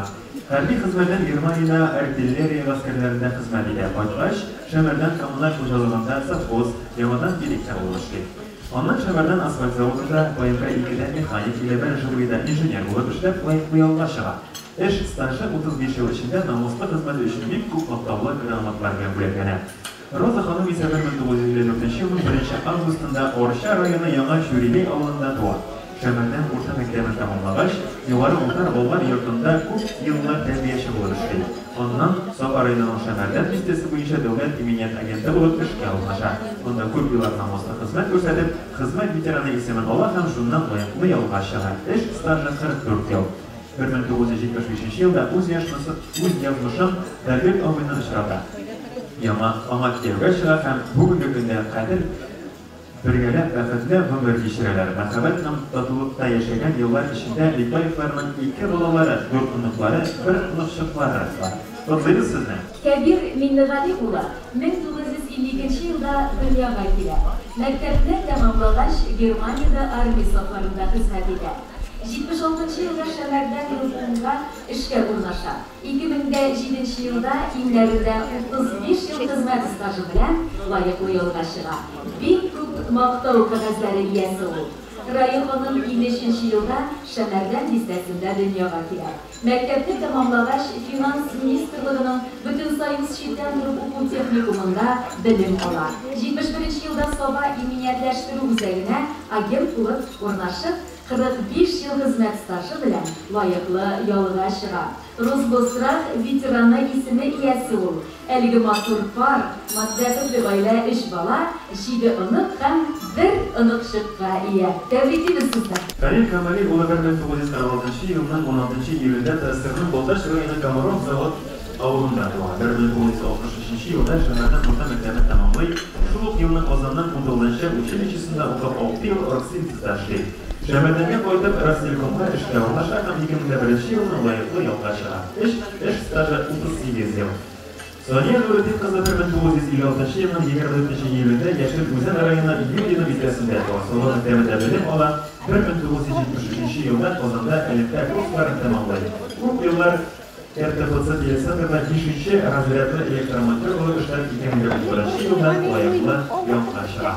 1974 yılının 25. fevralıda Solo'da şampı yarışında Tenlik avı bilen tanışıp olaylardan beraber 1975 yılının 4. yıllarında münasebetlere zamanlaştırarak Hamburg ülkede kader yakında bunları işlerler. Münasebetle toplulukta yaşayan yıllar içinde Sabirler'den 3 bolaları, sivil anıkları, 3 anık şıkları doğan değilken. Bu olmuşlar, dürtev. Tünde dürtev oldu. Dürtev oydu. Kabir Insabirova 1952 yılının 27. sentyabrında Sassır'ın Soba rayonu Şemer'den listesinde doğar. Şemer'den orta mektebini tamamlap harbiy hizmetin Armeniyanın Kiravakan şaharında ödeyip, Koykaş Sımuğ'a işe ornaşa. Hem 41 yıl işler layıklı yolga çıkar. Nazariye Gazijan kızı 52 yılın 13. avgustunda Sverdlovsk ülkesi Tübentagil şaharında doğar. 1973 yılda Kozan şaharının GPTU 40 Oku yurdunda 72. yılda Kozan'ın kooperatif faaliyetini tamamlayıp, kantavarayı diplomunu izleştirer. 71. yıldan 93. yılına kadar Şemer'den Mecraya bazısında işleyip, 93. yılında Şemer'den Oğul Sovet'ında buhalteri başka ulaşan 2009 yılında şundan layıklı yoluna çıkar. Eş stajı 31 yıl. 75. yılda uz yazmışın Kabirov'unu işrata, ona kevde çırakan bugünkü güne kadar bir-birsine kirek, hem tirek bulup birgeler ve kızılımlar kişiler. Nakabat hem toplulukta yaşayan yıllar içinde Haliluklarının 3 balaları, 6 anıklarını doğar. Bugünkü günde balalar öz ailelerin kurup, matur ömür kişiler. Tebrikliyiz sizinle. Azat Hasan Ömür 1953 yılının 6. fevralıda Tırısır'ın Soba rayonu Biçetbaş avlunda doğar. Şemer'den orta mektebinde 8 klasını tamamlap, Espadul'da traktorizmika okuda kere. Okup koytup, ileride Kuyinka Uniki uyuşmasına traktorist bulup ornaşa. 1971 yılının harbiy hizmetken Germaniyaga gide. Hizmet ile koytaş, yamadan Kuyinka Uniki'de hizmetten devam eder. 1986 yılında Şemer'den köçülen, 1995 yılında Şılık'ta işe ornaşa, hem 2013 yılında şundan layıklı yolga çıkar. İş stajı 40 yıldan artar. Gülsine Necip Kızılar 1953 yılının 10. dekabrında Tağısar'ın Soba rayonu Kızılgüşe avlunda doğar. Yemurşuk avul mektebinde 8 klasını tamamlayıp, hem Kukmara Espadul'unu ştukator manyarlıkta uqaga kere. 1971 yılının uz profesiyası boyunca işe ornaşa. 1973 yılının PNK İziltoğuz'da işe ornaşa. 1973 yılının ilerlerdeki PNK Uniki uyuşmasına köşer. Layıklı yolga RAF 2 uyuşmasında hizmet koyup, 57 yaşında çıkar. İş stajı 40 yıl. 1975 yılda uz yazmışın Azat oyunu çırada Amakya'ya çıkar. Nakabat hem toplulukta yaşayan yıla içinde Bakirevlarının 3 balaları ilk kez bir malay 9 ınıkları doğar. Bugünkü günde balalar öz aileleri kurup kontrol buna yaşayıdan deyilgen. Mine nasip buldu bizge de şu bayramda qatnaşu. Ni iş deyseniz benim etim Azat bilen enim Gülsine Bakirevlarının bu yıl ömür itib yaşayışlarına, parlı ömür kişilerine 50 yıl toldu.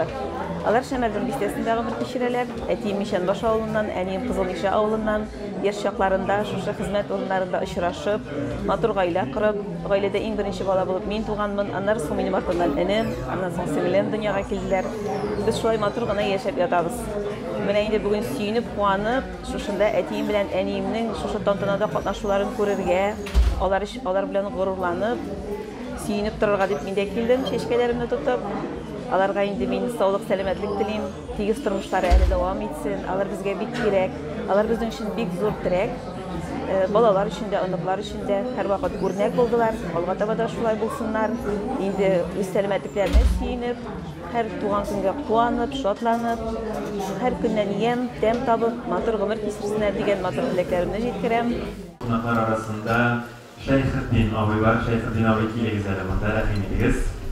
Assalamu alaikum wa rahmatullahi wa barakatuhu. Aramızda şu şeylerden tebriklim. Baramızda tanıştık, sağlık dileyim. Gelecekte şu şeylerin maturite. Daha da şiraşıra nasip olsun bizde. Allah bizde 60'ında, 70'inde Allah dilese. Allah yardımını verir. Sağlıklarımızı versin. Allah Şimdi bana şu şeyleri zor eder. Bir de şu şeyleri çakırıp zorlanan. Hürmet etken senin barça Rayonda şahıslarından da hamdagan şuşunda qatnaşıp bizden şolaydı zorlap hürmet edip rızıklandırgan için hamda şuşunda konsertlar koyup bunday motor yetaklar alıp barışçılarga bek zor rahmatımızı bildiresim kela. Endi mana şuşunda bizning 50 yılga birga yaşayabizda nendek sababi bor edi. Hurmatli xotinlarimiz, xotin qizlarimizga bek zo'r rahmat.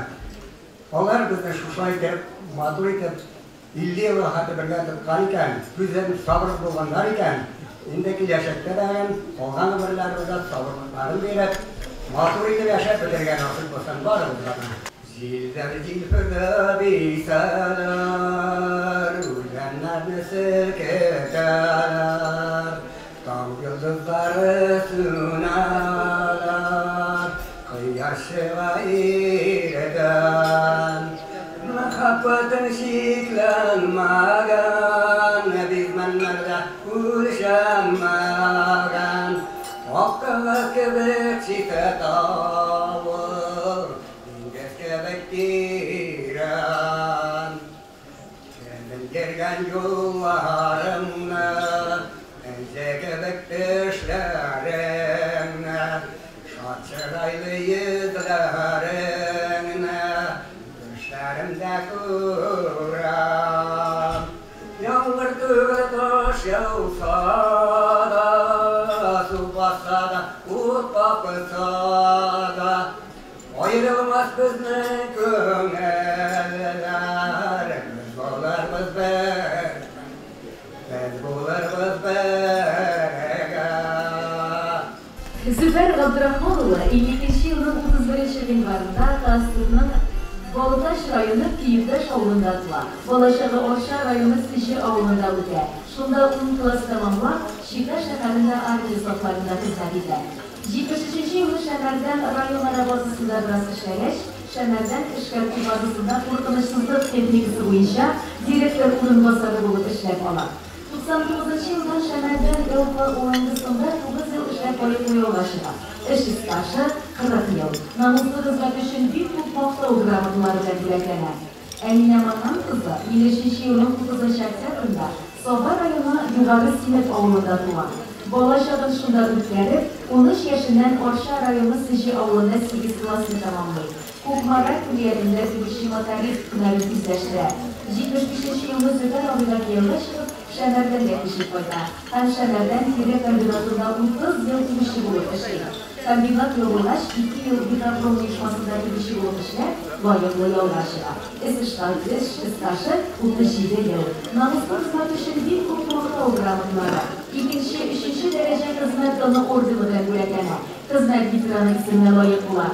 Merhamet hamdakılıkta yaşayan yıllar içinde mihraçyanlıkların 3 balaları, 6 ınıkları tular. Tebrikliyiz.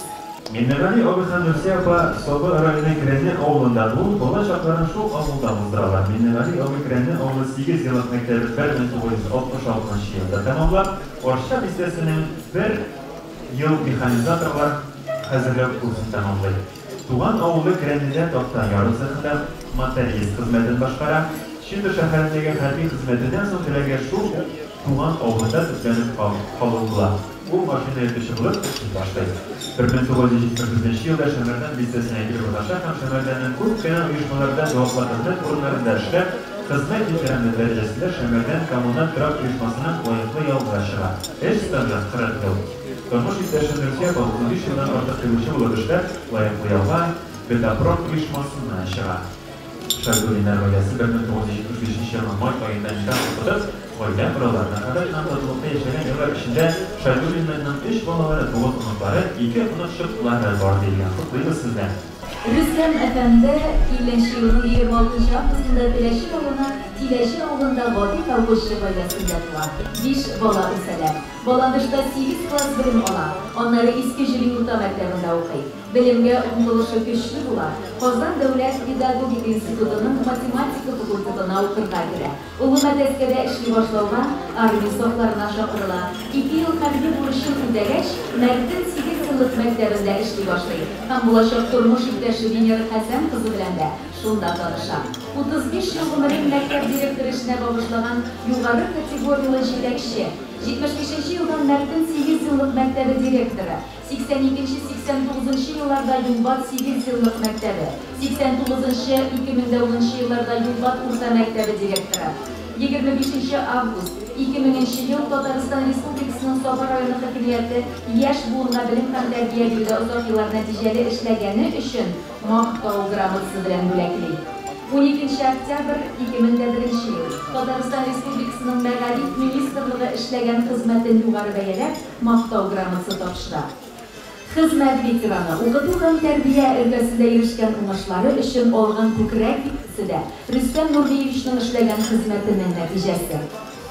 Viner Hanım, 48. yılda Soba rayonu Şemerden pasyologunda tuva. Şemerden Urta Mektebi'nin 8 klasın belli-beşli bilgilerine göre tamamlap, Orşa Pedagogik Училищесine okurga kire. Hizmet yılın 68. yılda Mert'in 8 yıllık mektebinde Rus dili hem edebiyat okutuşusu olarak başlaydı.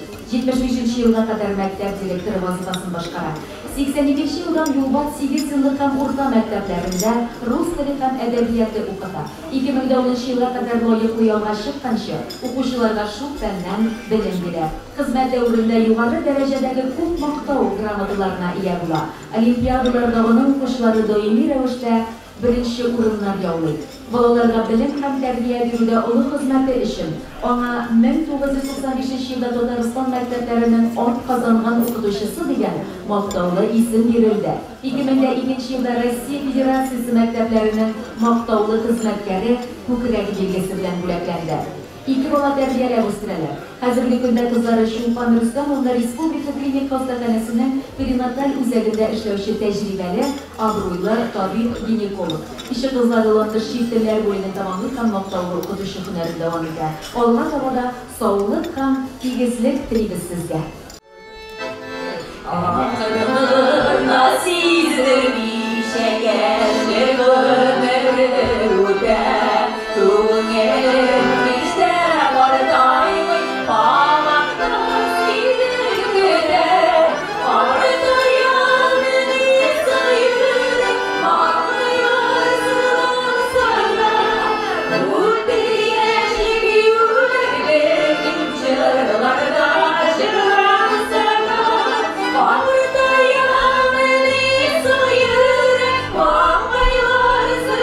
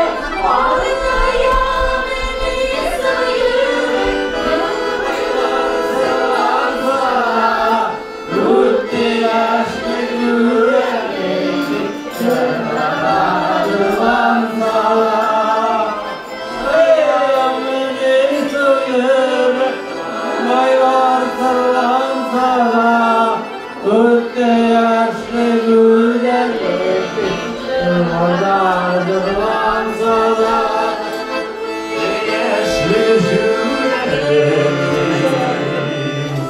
jürmelaşan sana. Kami de ikinci jür, ok çeşekler köpek kor yava.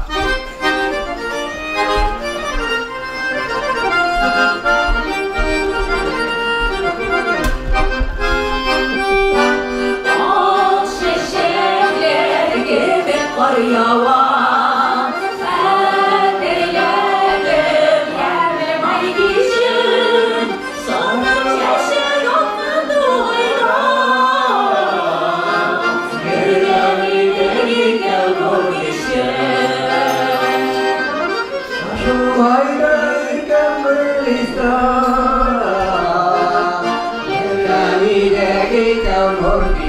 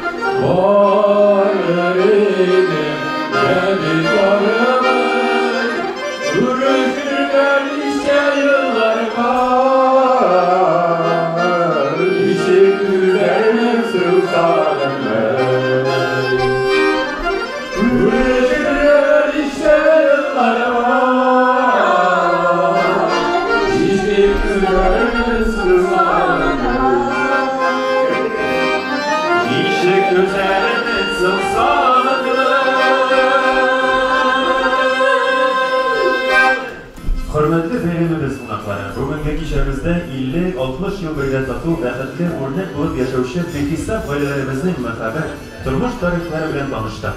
Endi ulug' hurmat eslari bilan 70 yil bor sudmoqdan o'tlovchi ko'rkam borimiz Tuban Shusuv ovulida umr kechiruvchi Fawziya opa ham Amin og'a G'alabiyevlarida sirli oila yolg'on sizning bilan birgalab suddik ali.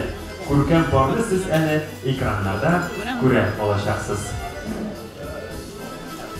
Ana bizning 70 yil bor sudmoqdan o'tlovchi borlarimiz ekranda.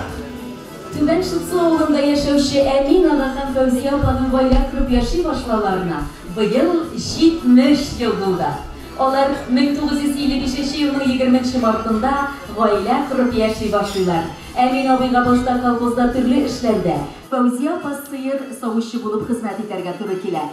63-yilda ular Perm өлkәсенә күченеп китәләр. Анда Amin абый 25 yıl шахтер булып, Fawziya opa балалар бакчасында җыештыручы булып хезмәт куя. Гаиләдә бер артлы 4 бала дөньяга килә. Тәртипле, эш сөючән, шәфкатьле, һәр вакыт ярдәмгә мохтаҗларга булышучы итеп тәрбияли аларны Amin абый белән Fawziya апа. Балалары тормышта үз урыннарын табып, төрле тармакларда тырышып хезмәт куялар. 1995 елда Галәбиевлар гаиләсе кире туган якларына кайтып төпләнә. Лаеклы ялда булуына карамастан, Amin абый колхозда эшчәнлеген дәвам итә. Фермада, ындыр табагында, каравылда хезмәт итеп куя.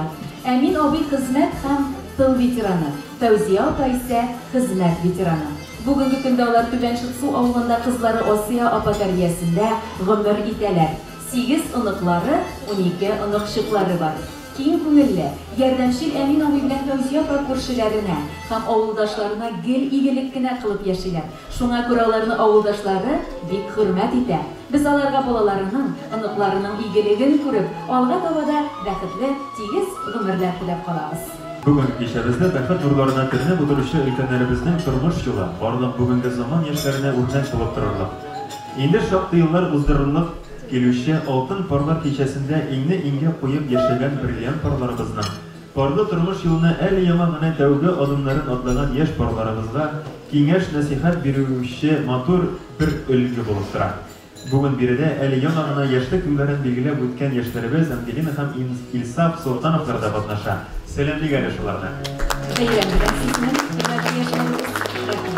Солтанов Илсаф Илнур улы 1999 елның 7 августында Бойлар Саласы авылында туып үсә. Хәзерге вакытта Мингәр сәламәтләндерү комплексында машина йөртүче булып эшли. Ангелина Алексей кызы 2001 елның 28 октябрьдә Теләче районы Үзәк бистәсендә дөньяга килә. Бүгенге көндә ул Сова гимназиясендә тарих укытучысы булып эшли. Яшьләр 2 ел очрашканнан соң өйләнешергә дигән карарга киләләр.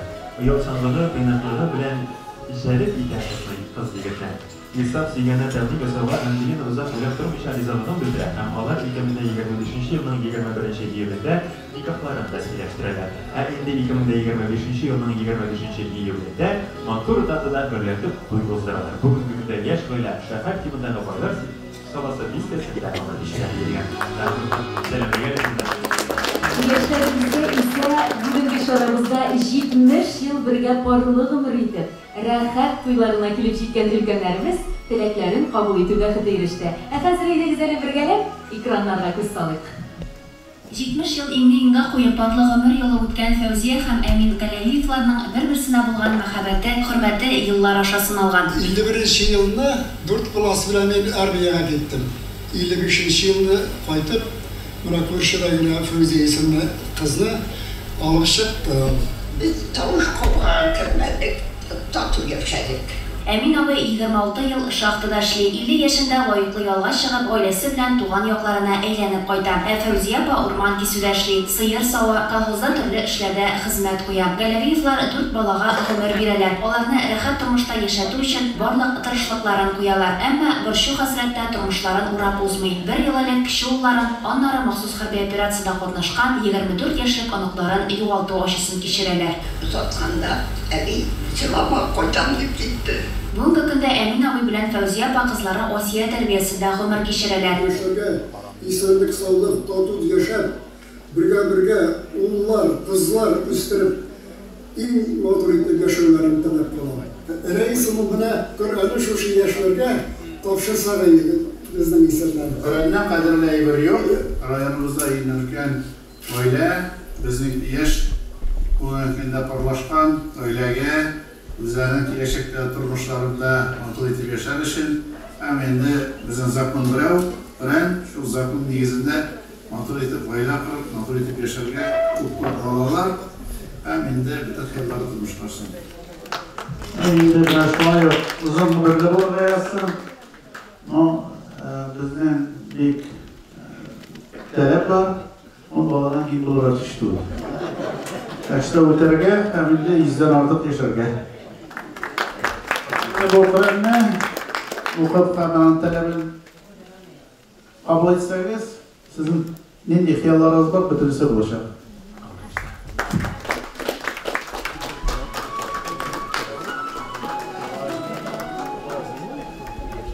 Hürmetli ülkenlerimiz, sizni şuşu matur beyram gününüz bilen tebrik ederiz.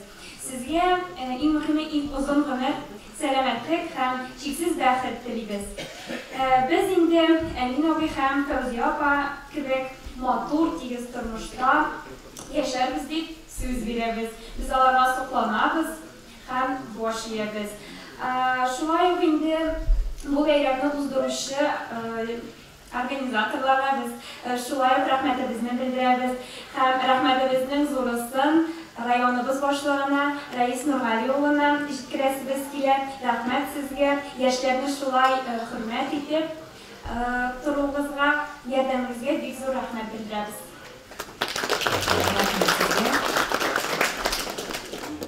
Barasını da verenler bilen.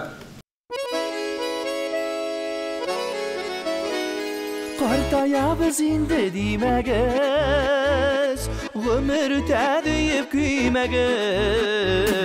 Balalarını küttərişib, anıqlarını üstürüşüb, yaşagiz yaratılıb sıyıb, partayırğa vakit yox deyib.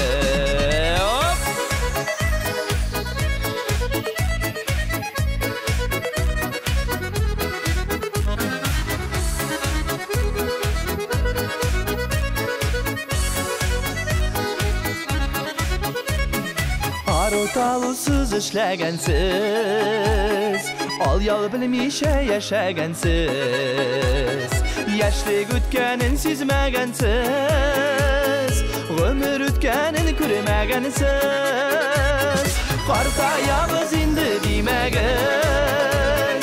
Ömür üte deyip kiymegiz Balalarını kütterişip Anıqlarını üstürüşüp Yaşagiz yaratılıp suyup Qartayırğa vakit yok deyip Yaşagiz yaratılıp suyup Qartayırğa vakit yok deyip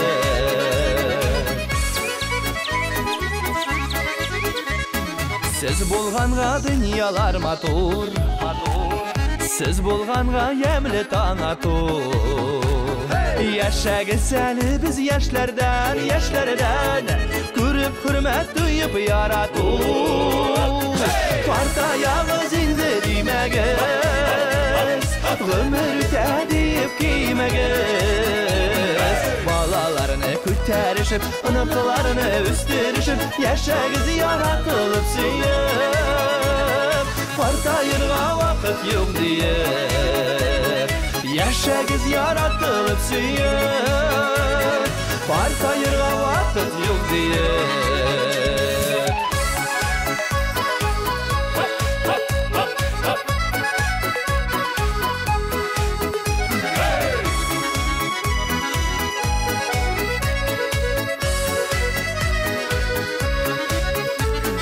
Arutalusuz işlegensiz Al yal bilmişe yaşagensiz Yaşlık ütkenin sizmegensiz Ömür ütkenin küremegensiz Hey!